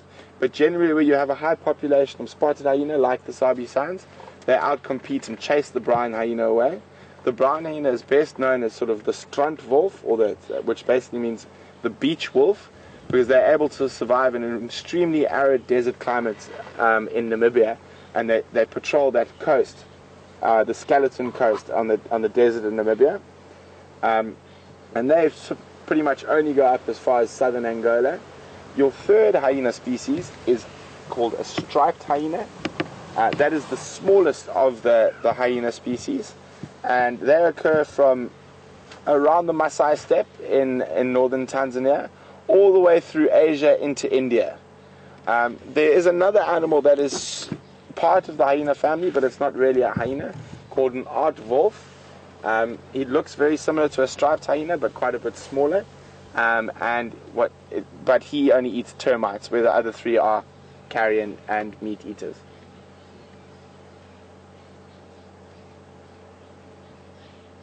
It depends on the area that they're in.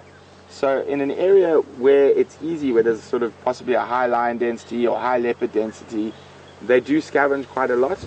But hyenas are able to hunt very well for themselves, and quite often in certain areas they have a higher success rate at hunting than lions or leopards.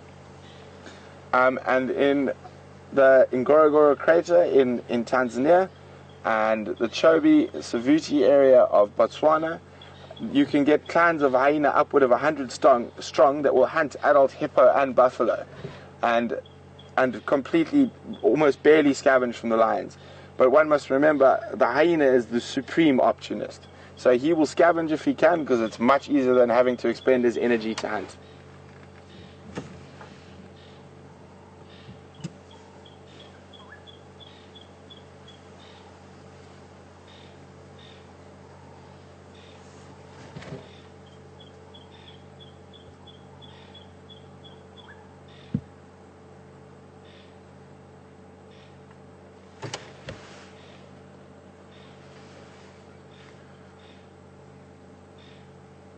Well, these guys are being quite lazy. What we can try to do is go around the other side of the den, see if we can get some visuals of the youngster, who's still only about 3 or 4 months old. He's still black. And then hopefully if we can get some views of him. Otherwise, would you guys like to stay at the hyena den after that? They are all quite sleepy. They don't seem to be doing too much. So would you guys send in whether you would like us to stay with the hyenas, or try find that elephant that came past behind us while we've been sitting here? Please send your requests to questions at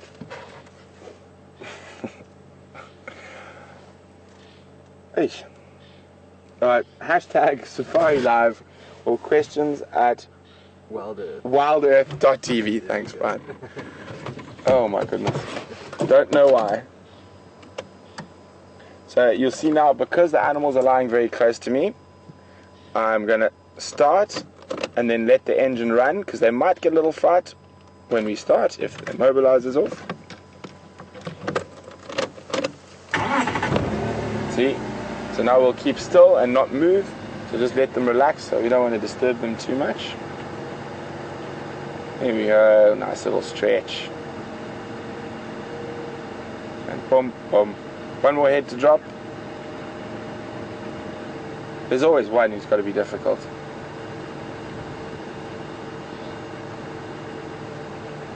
Right.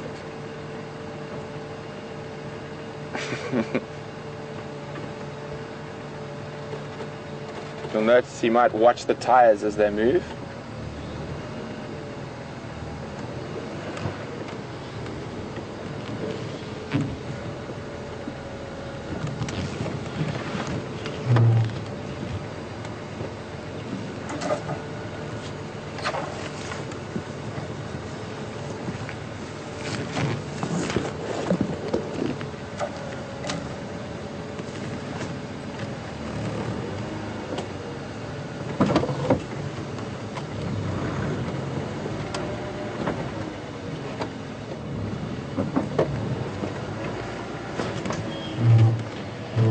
Okay guys, it seems like the general consensus is that we should try and go find a few more ellies.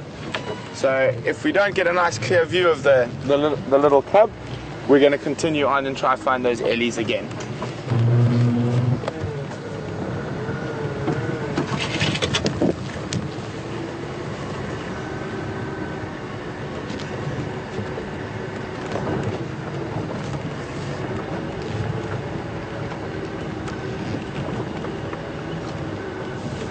No, looks like the little guy's gone to...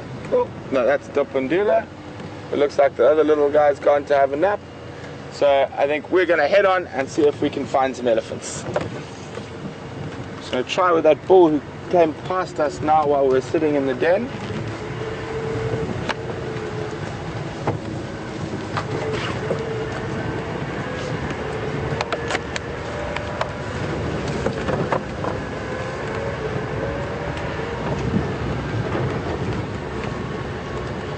But it's so nice having this hyena den quite close to camp, so you can really sort of watch the progress as the youngsters grow up.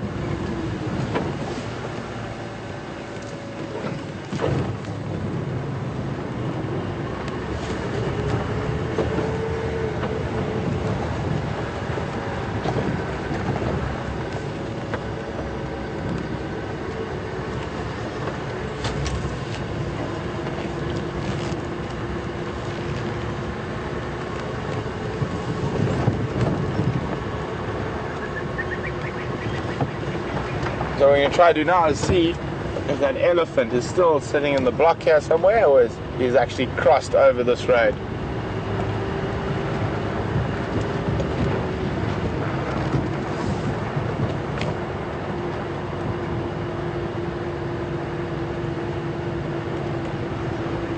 Otherwise, if we don't find him coming out here, there's also the tracks of the breeding herd that we're crossing west towards the setting sun. So we can do a loop round to see if we can find them as well.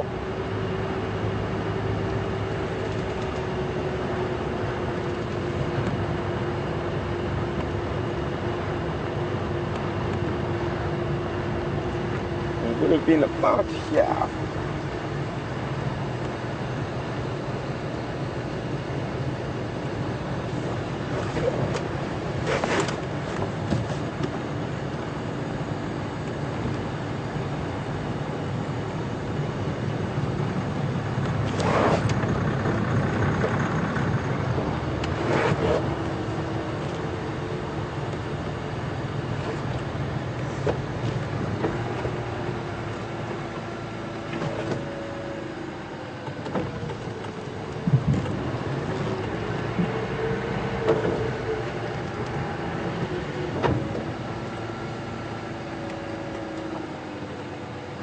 Nope. False alarm.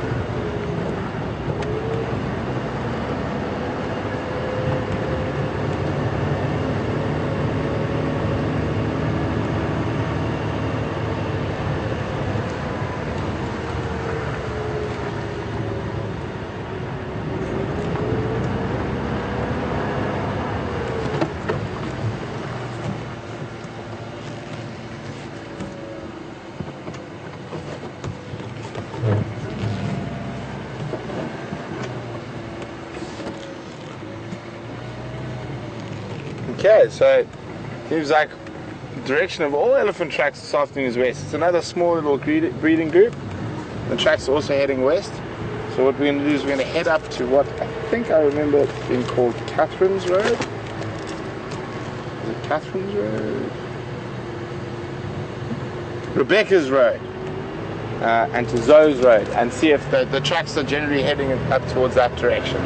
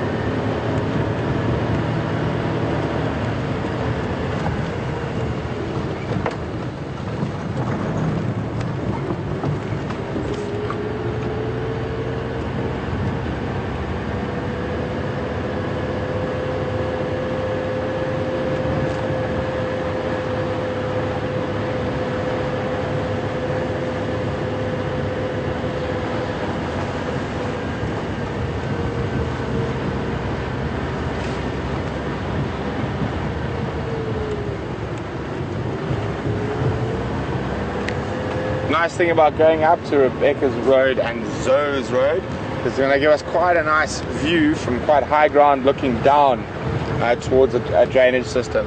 So even if the other elephants are quite far away, it's going to give us a good chance to see them from a distance so we can get closer to them.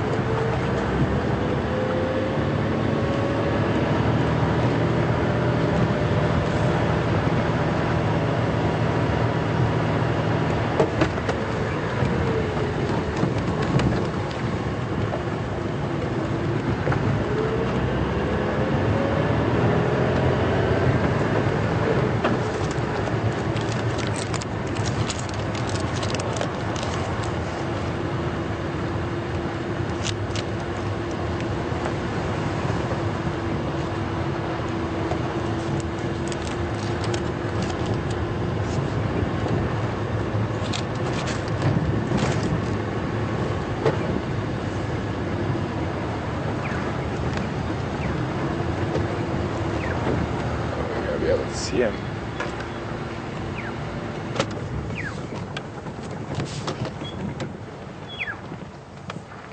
Okay, there's quite a pretty bird calling in the tree here. I'm just trying to spot him. Oh, he's unfortunately just flown off. It's a beautiful sort of chortle and black-headed oriole.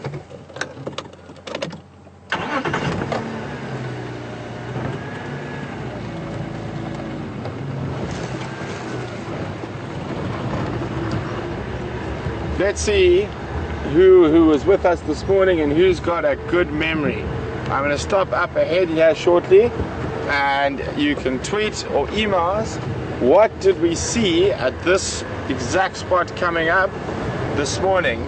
Hashtag Safari Live or questions at wildearth.tv. Getting there. So, I'm going to get Brian to pan.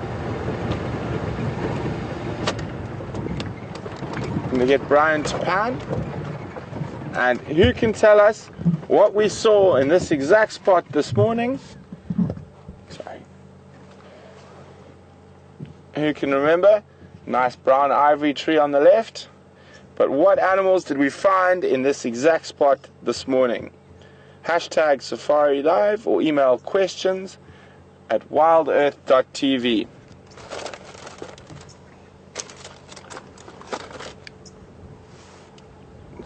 Sorry, Andrew, go again.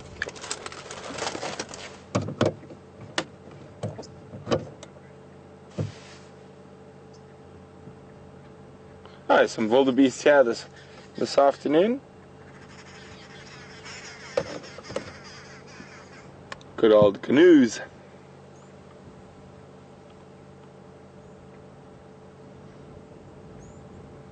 Oh, let's have a look. There's one at the back there. Looks like he's got a deep. So to everyone who's saying giraffe, unfortunately not. The giraffe was down next to Gowrie Dam. This is where we spotted the wild dogs for the first time this morning. Just have a look. The one wildebeest there looks like it's got a deformed horn. I'm going to go and have a closer look now. Yeah, we saw that wildebeest in bird. Oh, seriously? You did? Wow. It was named after me, and then that little one jumped. Oh, I don't know if you guys can hear that, but Brian just said the wildebeest with the deformed horn, they filmed her give birth last year, and they named the baby after Brian, and then it got eaten. Oh, look at him. So that's the dominant bull there. We saw scratching in the ground. Quite a lot of animals do that. They'll scrape the ground before urinating or defecating in there. It's to try and get their scent into the ground to make the smell last longer. They're such funny looking things.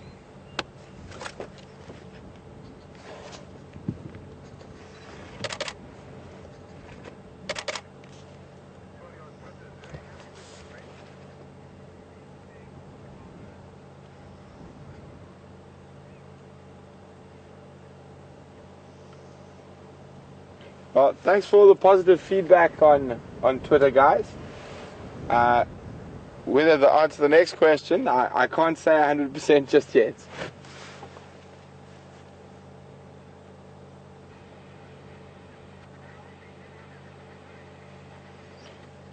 Let's see, there we go.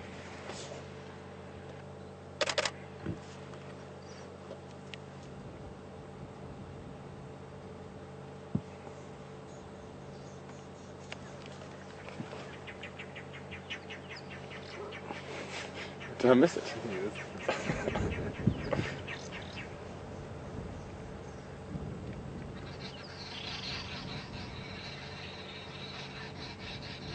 Oh, there she is. Now I see it open.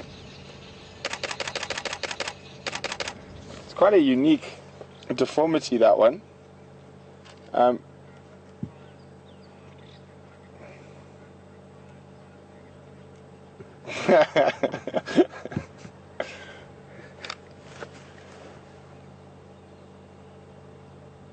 I know the zebra wasn't here, but it was the wild dogs.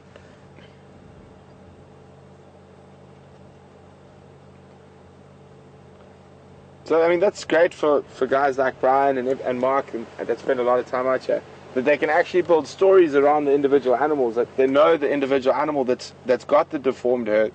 She knows she gave birth last year, and they know well, if you're a predator, was it lions or? Yeah. Now, if you're a lion, fortunately, you got a meal, but if you're a wildebeest, unfortunately, you got eaten. But that's the amazing thing about being able to work in areas for extended periods, is that you do get an opportunity to sort of get a much better insight into the ongoings of the individual animals that live within that area. Now, I think we'll leave the canoes and try catch those ellies.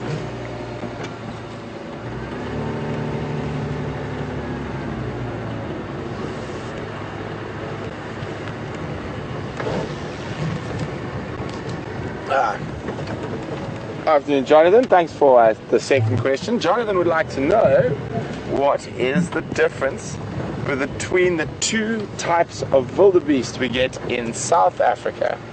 So this is the blue or brindled gnu, and the other is the black or white-tailed wildebeest, which can be quite confusing because they also call the East African brindled gnu or blue wildebeest a white-tailed or white-bearded gnu.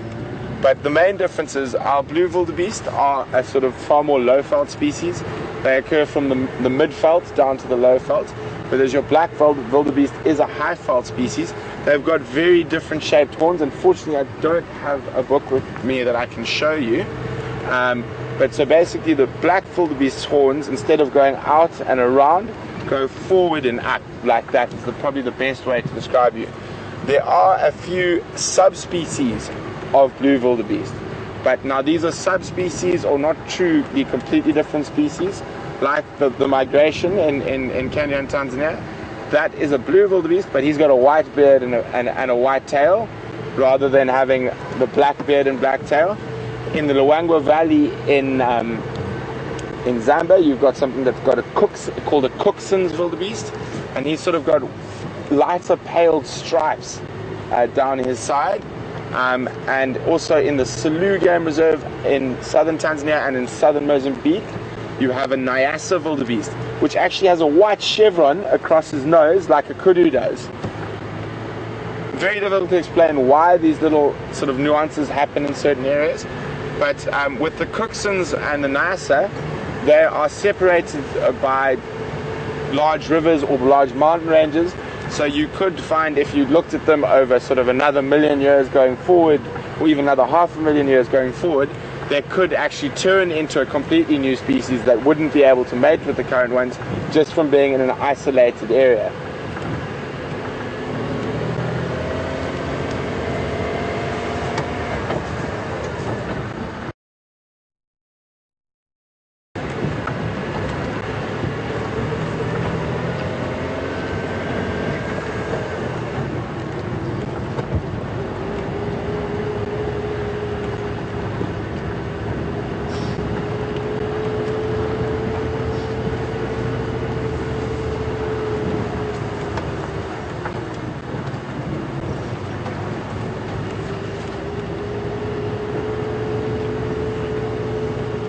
Oh! No, you can spot that there, Brian. Very definite elephant, bull and must. Very strong.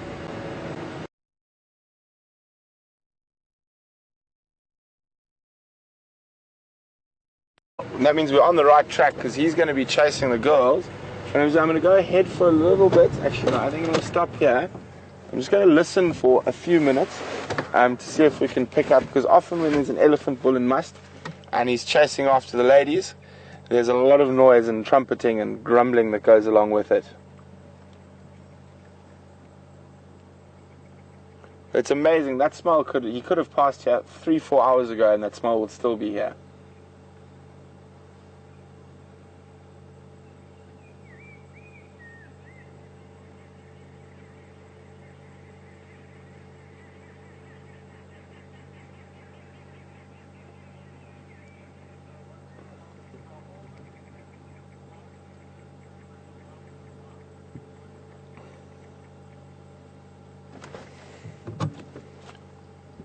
Sorry, go with the name again.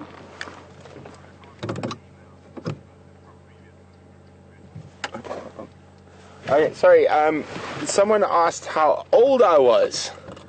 I'm 31 at the moment, turning 32 later this year. And the reason I know so much about the bush is I've been very lucky. My parents gave me an incredible upbringing in the bush. And over the years I've met and worked with some of the most incredible teachers, from the local trackers to other guides, and you can never really truly stop learning. You can never stop learning, because every day if you make the effort, you will find out something that you didn't know before.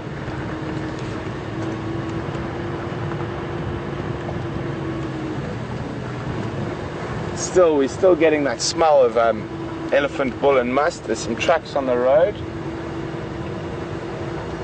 Those look a bit earlier today.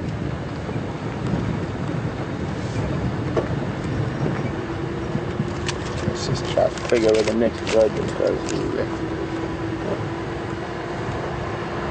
Where else we are on?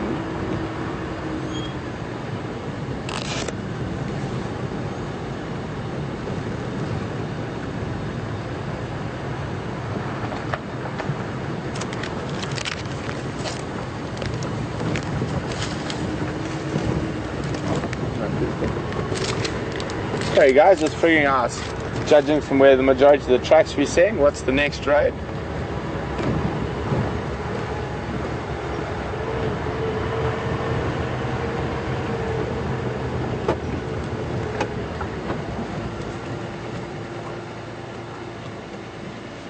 And then heading back into that way. So all the trucks are sort of heading west again. So we're going to try cut round onto the next road and then also go straight back west.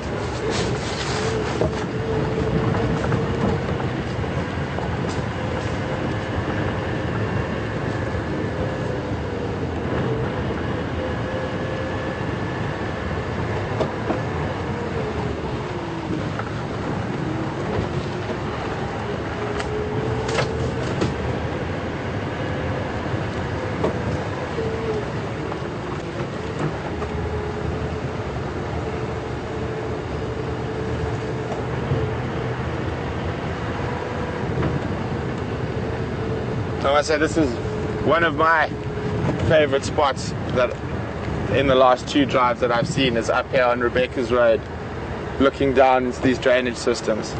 Sitting on a nice seep line with open grassland, very good palatable grasses here.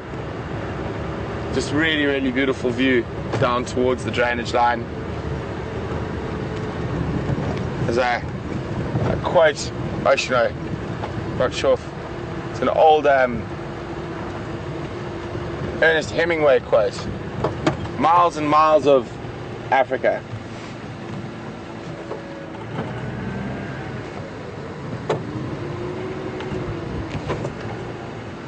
What's hiding there? I think it's probably just a bit. Yeah.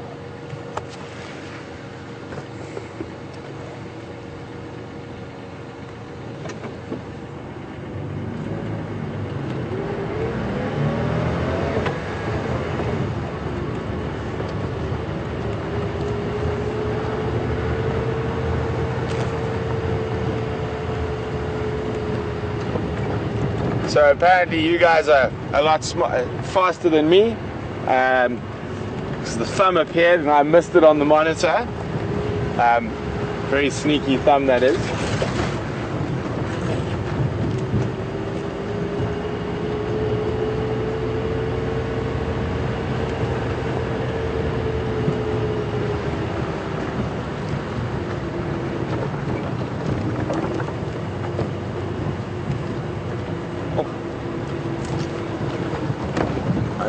Big torchwood, beautiful tree.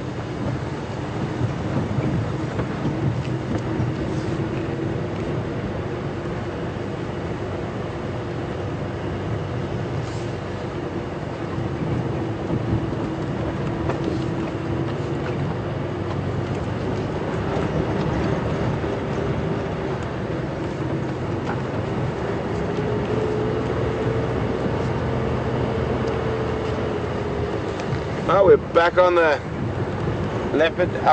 elephant tracks. They are unfortunately heading towards our boundary. So what we'll do is we'll check up on this quickly, and then it is witching hour for leopards. Just the last hour before sunset. Really, really good time to find your predators. They're going to start stretching and moving. So if we don't get any luck with these elephants, and they're still somewhere in one of these blocks, what we'll do is we'll try head down towards the drainage lines again and see if we have any luck around there.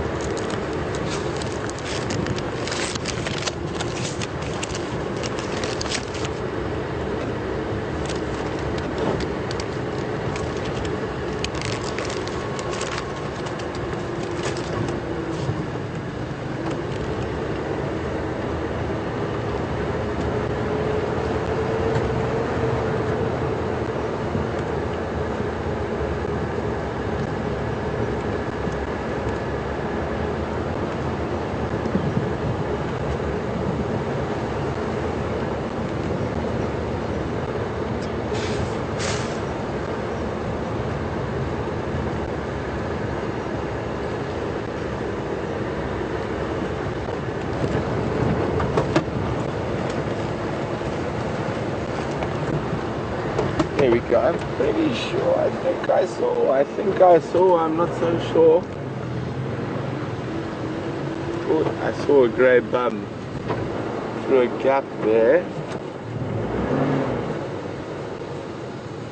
It's moving. It's just.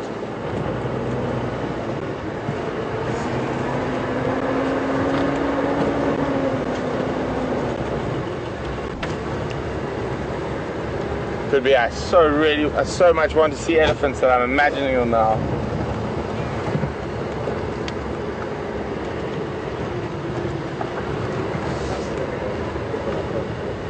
You got them? Yay!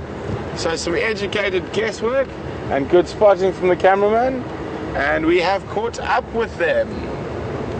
And there's a nice little baby in there as well. Took us on a bit of a wild goose chase, but we got there in the end.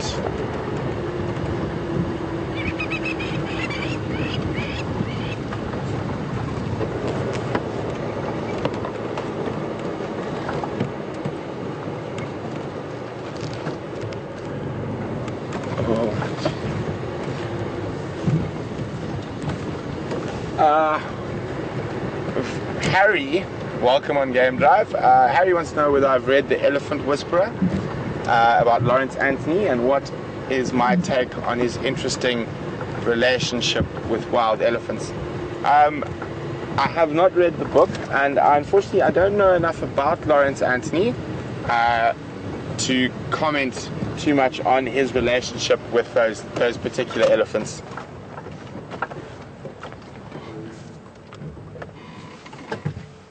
Oh, silly little boy.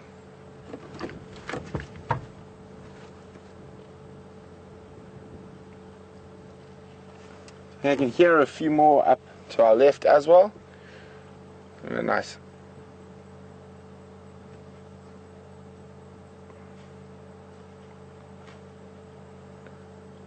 Nice little girl here. So a question for you guys out there. Looking at the head, how do you tell the difference between an elephant bull and an elephant cow? Please send your answers to questions at oh my god. Hashtag Safari Live or questions at wildearth.tv. I know, it's just for some reason now it's become a thing and it just gets to me. And we're just going to head down to the road there and then pop around to the other side of it. Hopefully we get a better view of the young boy. Oh, look, here we go. Incoming. Thought there were a few more. There's a much younger one there. So we're just going to keep still now. We don't want to upset them.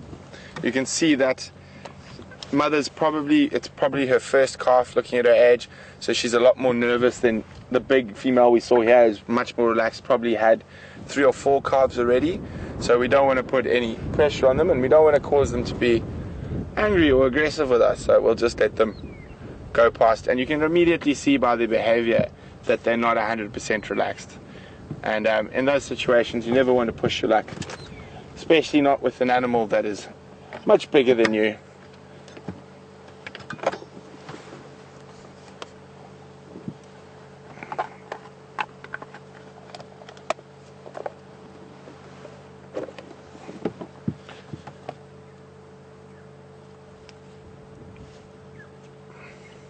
I'm very cute.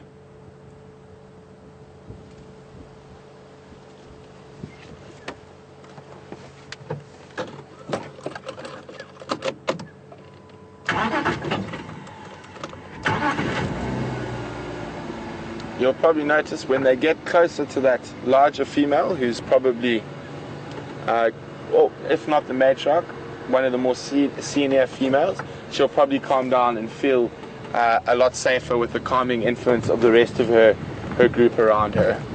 Just make sure we don't have any other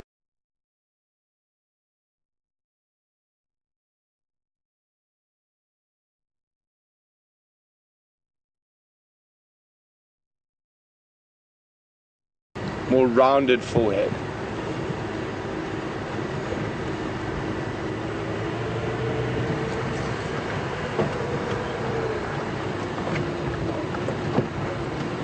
they're running.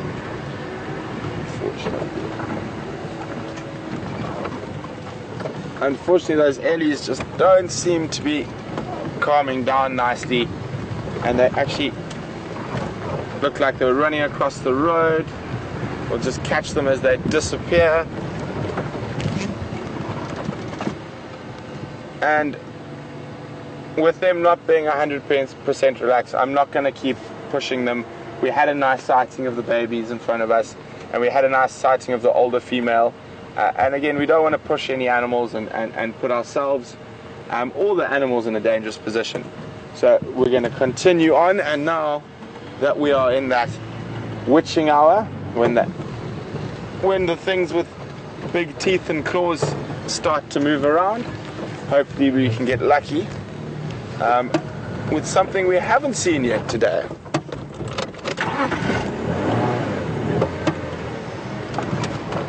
I'm just going to go.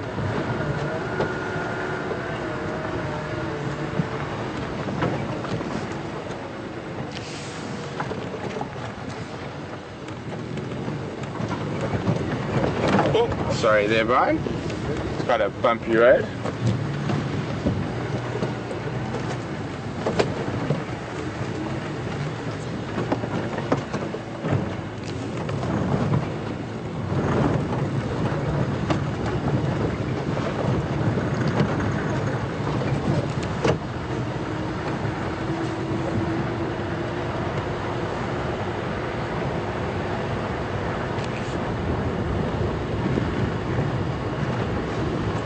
Just work out where we're going to go. I think we only really have one option.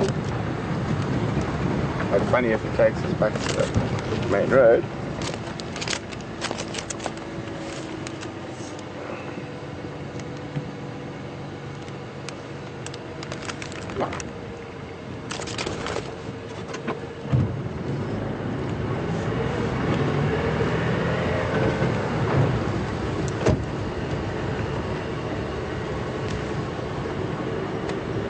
The other reason, specifically that young cow with the young calf there might also not be 100% relaxed, is, remember, we smelt that elephant bull and must earlier, and elephant bulls and must cause a lot of havoc on breeding herds.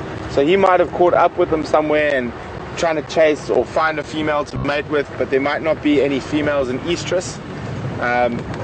So he sometimes just harasses the breeding herds, and that can lead to high levels of stress amongst the females and the young ones, and can sometimes cause them to become quite aggressive in that.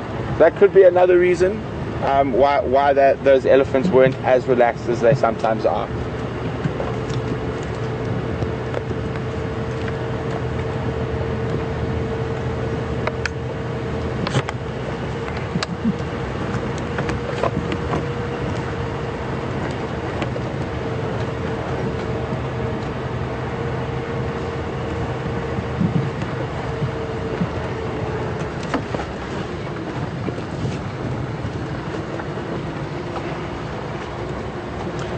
Thanks for the question, Jonathan De Beer. That's another one for you today. Jonathan would like to know how we can spot the difference between rhino dung and elephant dung. There's a couple of different ways. The most obvious is that because elephants do feed on bark and branches, you do have little twigs and stuff like that in the branches, and quite often marulas. But one must also remember black rhino also feed on branches and that. So the main difference is the color. Rhino dung is often very, very black because they eat exclusively, or white rhino eats exclusively grass. So from the high sugar content and starch content in the grass, you get that far darker black color. Whereas elephants eat quite a lot of bark and branches, and I'll try see if I can spot a nice fresh tree. But you notice where elephants have stripped bark from a tree, this is unfortunately a bit of an old one, but if I see a fresh one I will stop and point it out as well. You get a very red layer under the bark. That layer is called the cambium layer, and that is the layer that transports all the nutrients from the roots up into the tree, and that reddish color is from all the minerals and nutrients, and that is what gives elephant dung that almost orange color. I mean, it does vary because during the summer months the elephants do graze quite a lot of grass, but because they do eat bark, and or specifically that cambium layer below the bark, they will always sort of have that orange color. With black rhino, it basically, their dung looks like baby elephant dung, because the males often kick and spread their dung, so it's not in one place. But if you pick up the little twigs in black rhino dung, because of the angle of a black rhino's teeth, all the little twigs are cut at almost exactly 45-degree angles. So it's perfect little 45-degree angles. And you're not going to find marullas and fruits and things that you would find in elephant dung in black rhino dung.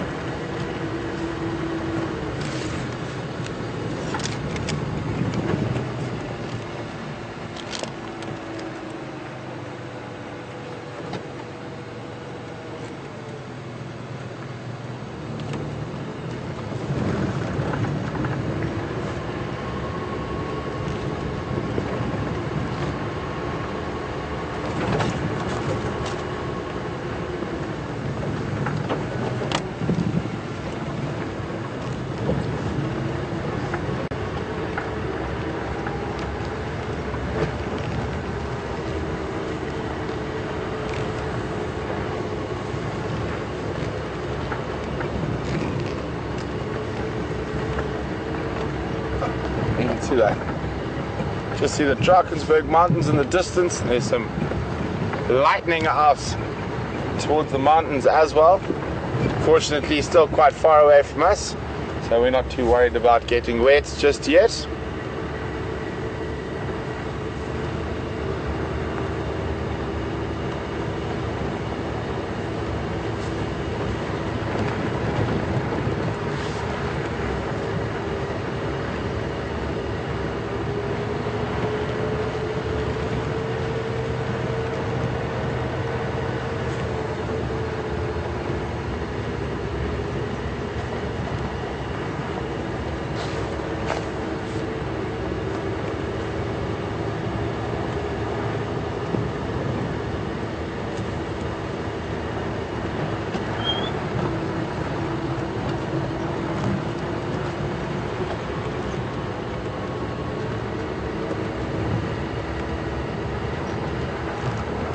Good evening, Donna from St. Louis.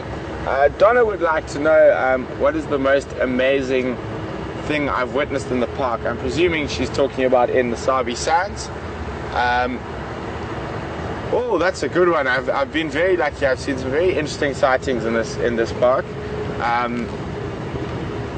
Or possibly one of the most interesting ones is I've seen 7 different leopard in one sighting.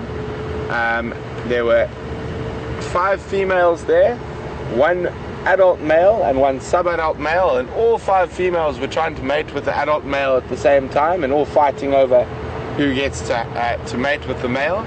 And there was a sub-adult male who belonged to one of the females, who literally was just sitting in the tree, and he had this look on his face that, please get me out of here. There's all these screaming and fighting and biting and clawing, and he was sort of stuck in the middle. That's probably one of the most amazing sightings I've seen in this park. Also, I was quite lucky when I worked here in the past. I worked here during the age of the mighty Mapocho, which was a coalition of 6 male lions. And I was very lucky. I got to see them hunt buffalo, hippo. Another really incredible thing is there was an elephant that had deformed back legs. and as she got to about 12 or 13, she started not being able to keep up with her herd, and she had intestinal issues from her deformity. And we watched a clan of hyenas actually hunt and kill that elephant. But sure, I mean, over the years, thinking back, I've had a lot of incredible sightings in this park.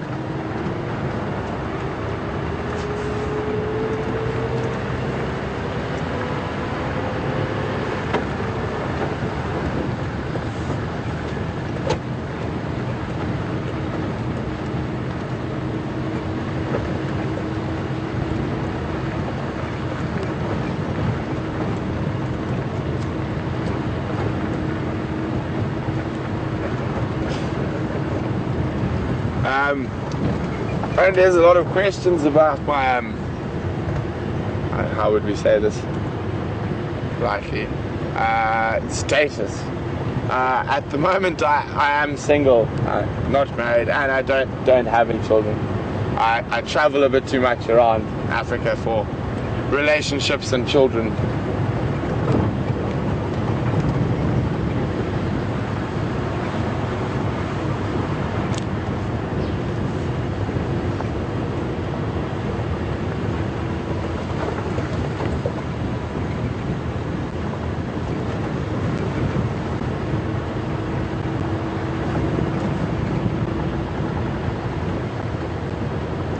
Is that rain coming in from the east?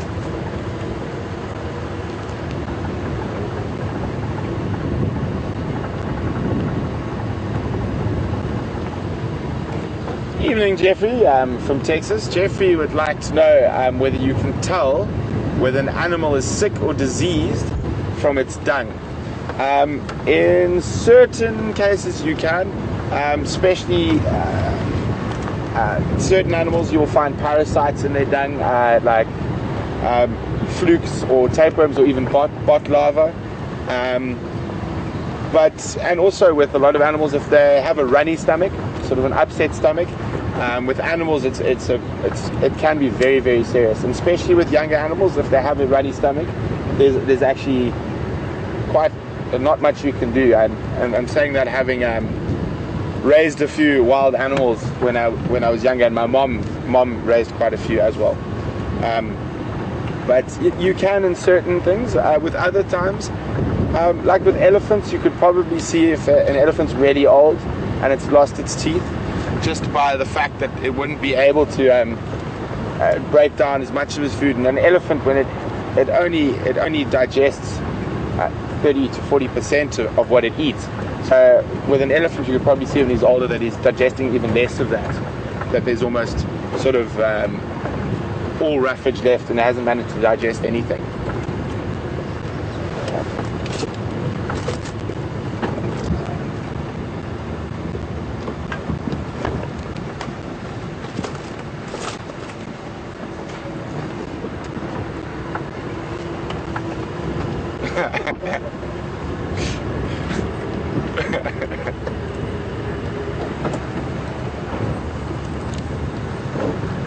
So as you can see, it's getting a bit darker now. Nice prime hunting time for the predators.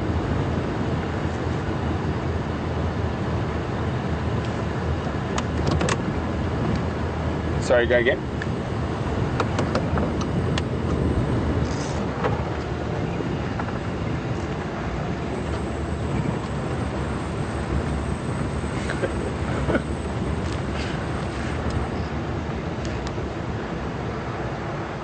Still a little bit too light to use the spotlight.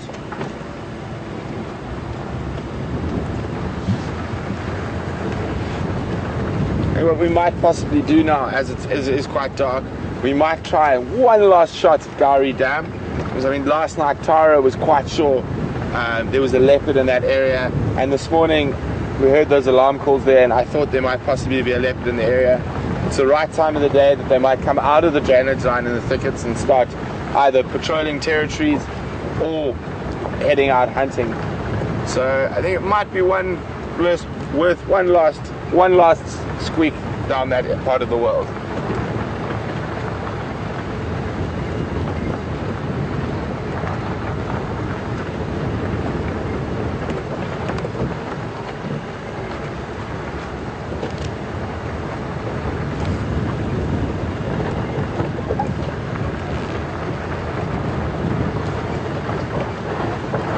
quite a few people about asking about my bracelets and why I wear them and why a lot of people in this sort of industry wear them. Mine are sort of just personal mementos from different countries I've worked in. And then that small brown one is actually, if you purchase those, the proceeds of that go through to the Endangered Wildlife Trust.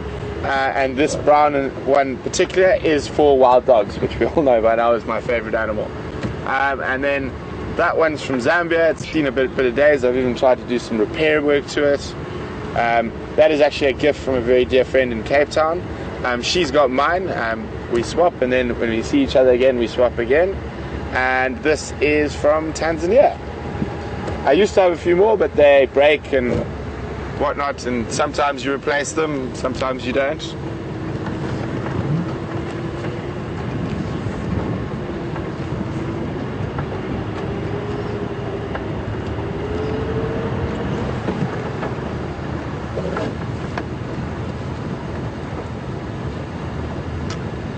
Well, the Impala's moving to the middle of the nice big open area before it gets dark.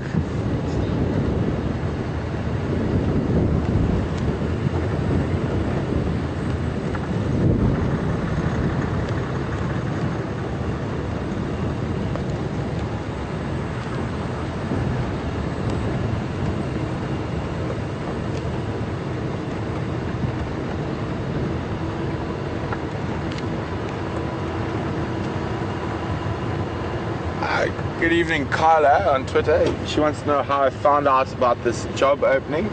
Well, some of the people who started Wild Earth are very good friends with some of my friends in Johannesburg, and they mentioned that I might be available and not too busy at the moment.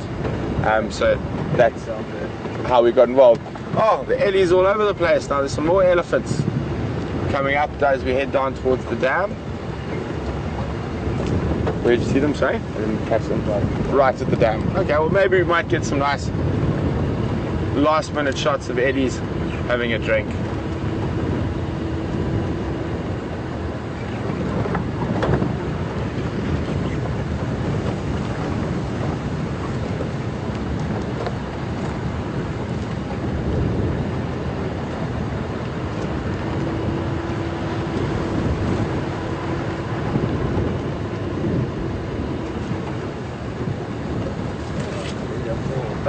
Oh.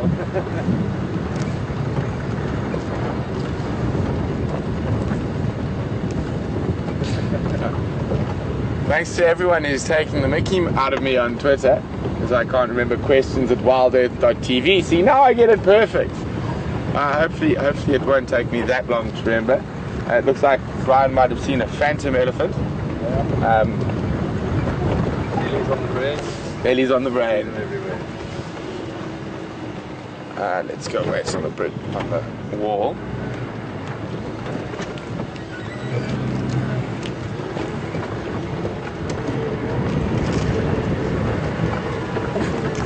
It's got a bit chilly all of a sudden.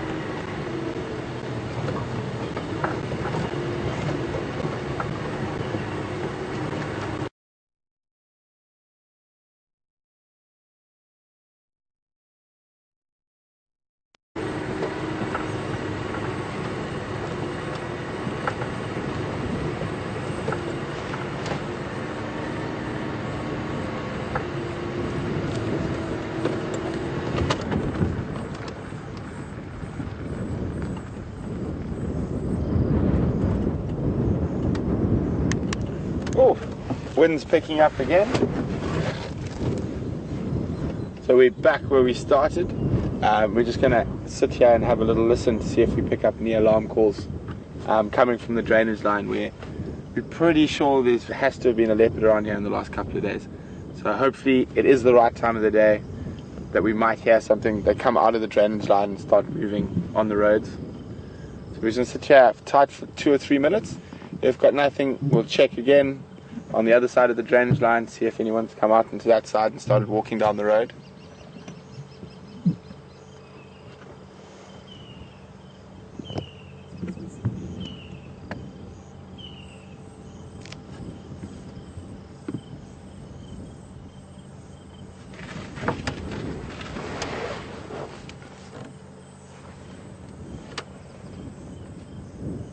Have you got there? Looks like any duck, maybe. No, behind the ellie duck. Such a python. Moving. See behind the ellie duck. Yeah, he's showing us spot. Yeah. No. And you just caught a glimpse of one of the dung beetles that looked like a snake moving through the grass. See that? You can pick up the dung beetles there now.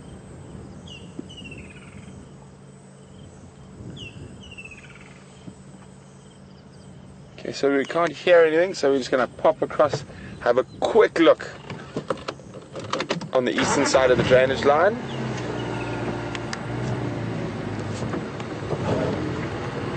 This is prime leopard country.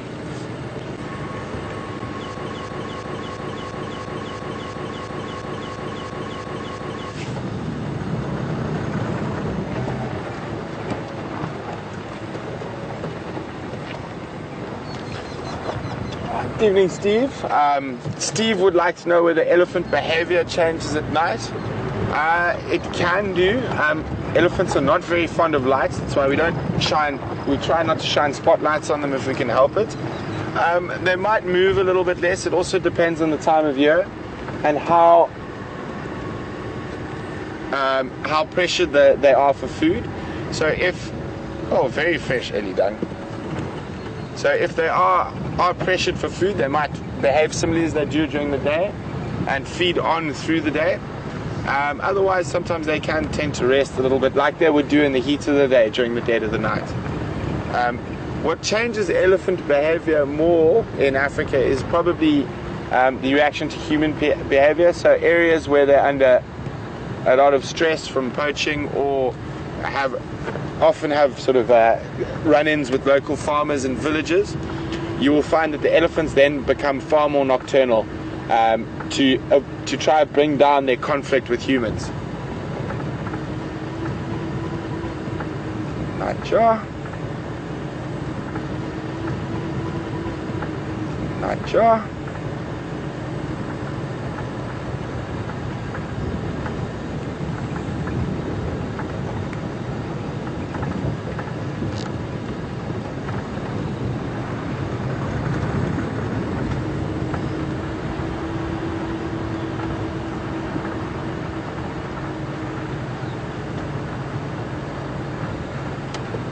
That little access. I was back there. Was it here? Not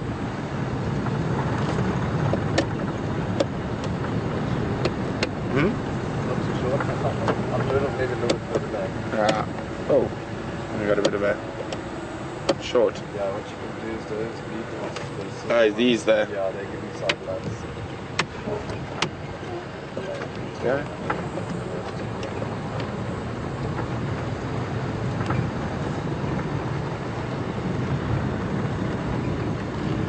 Come on, Spotty Cat, where are you?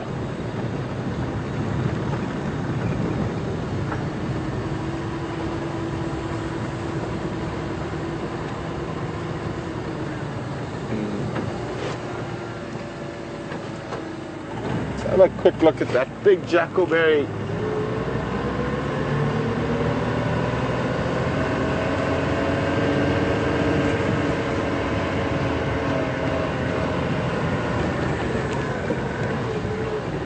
That tree just has a leopard look to me.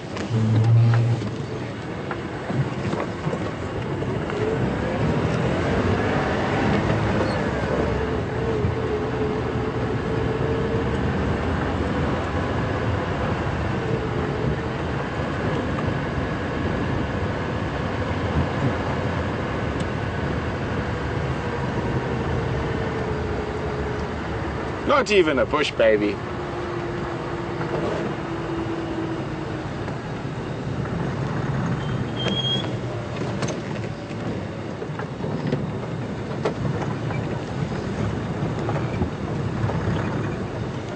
Quick look into the drainage line here. Oh, no luck.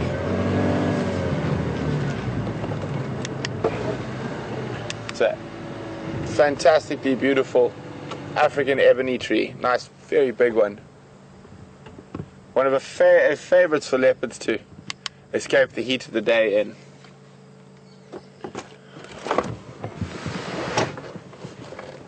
So guys, thanks very much for joining Brian, Andrew and myself this evening. It was great having you all on board and we really appreciated the questions.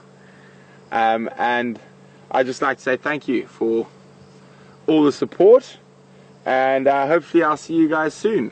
And if there's any last minute questions, and I'm going to try get the email address correct as the final thing, so you can email us at questions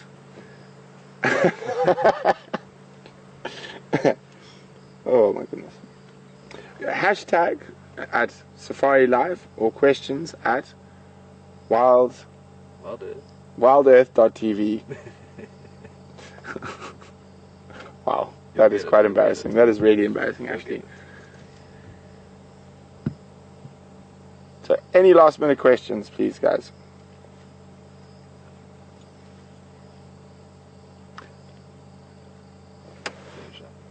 Okay, guys, thanks very much for everything, and unfortunately we didn't find a leopard. Hopefully there'll be a next time, and hopefully we can find some cats next time. Thanks very much, guys, and have a wonderful evening or day wherever you are in the world.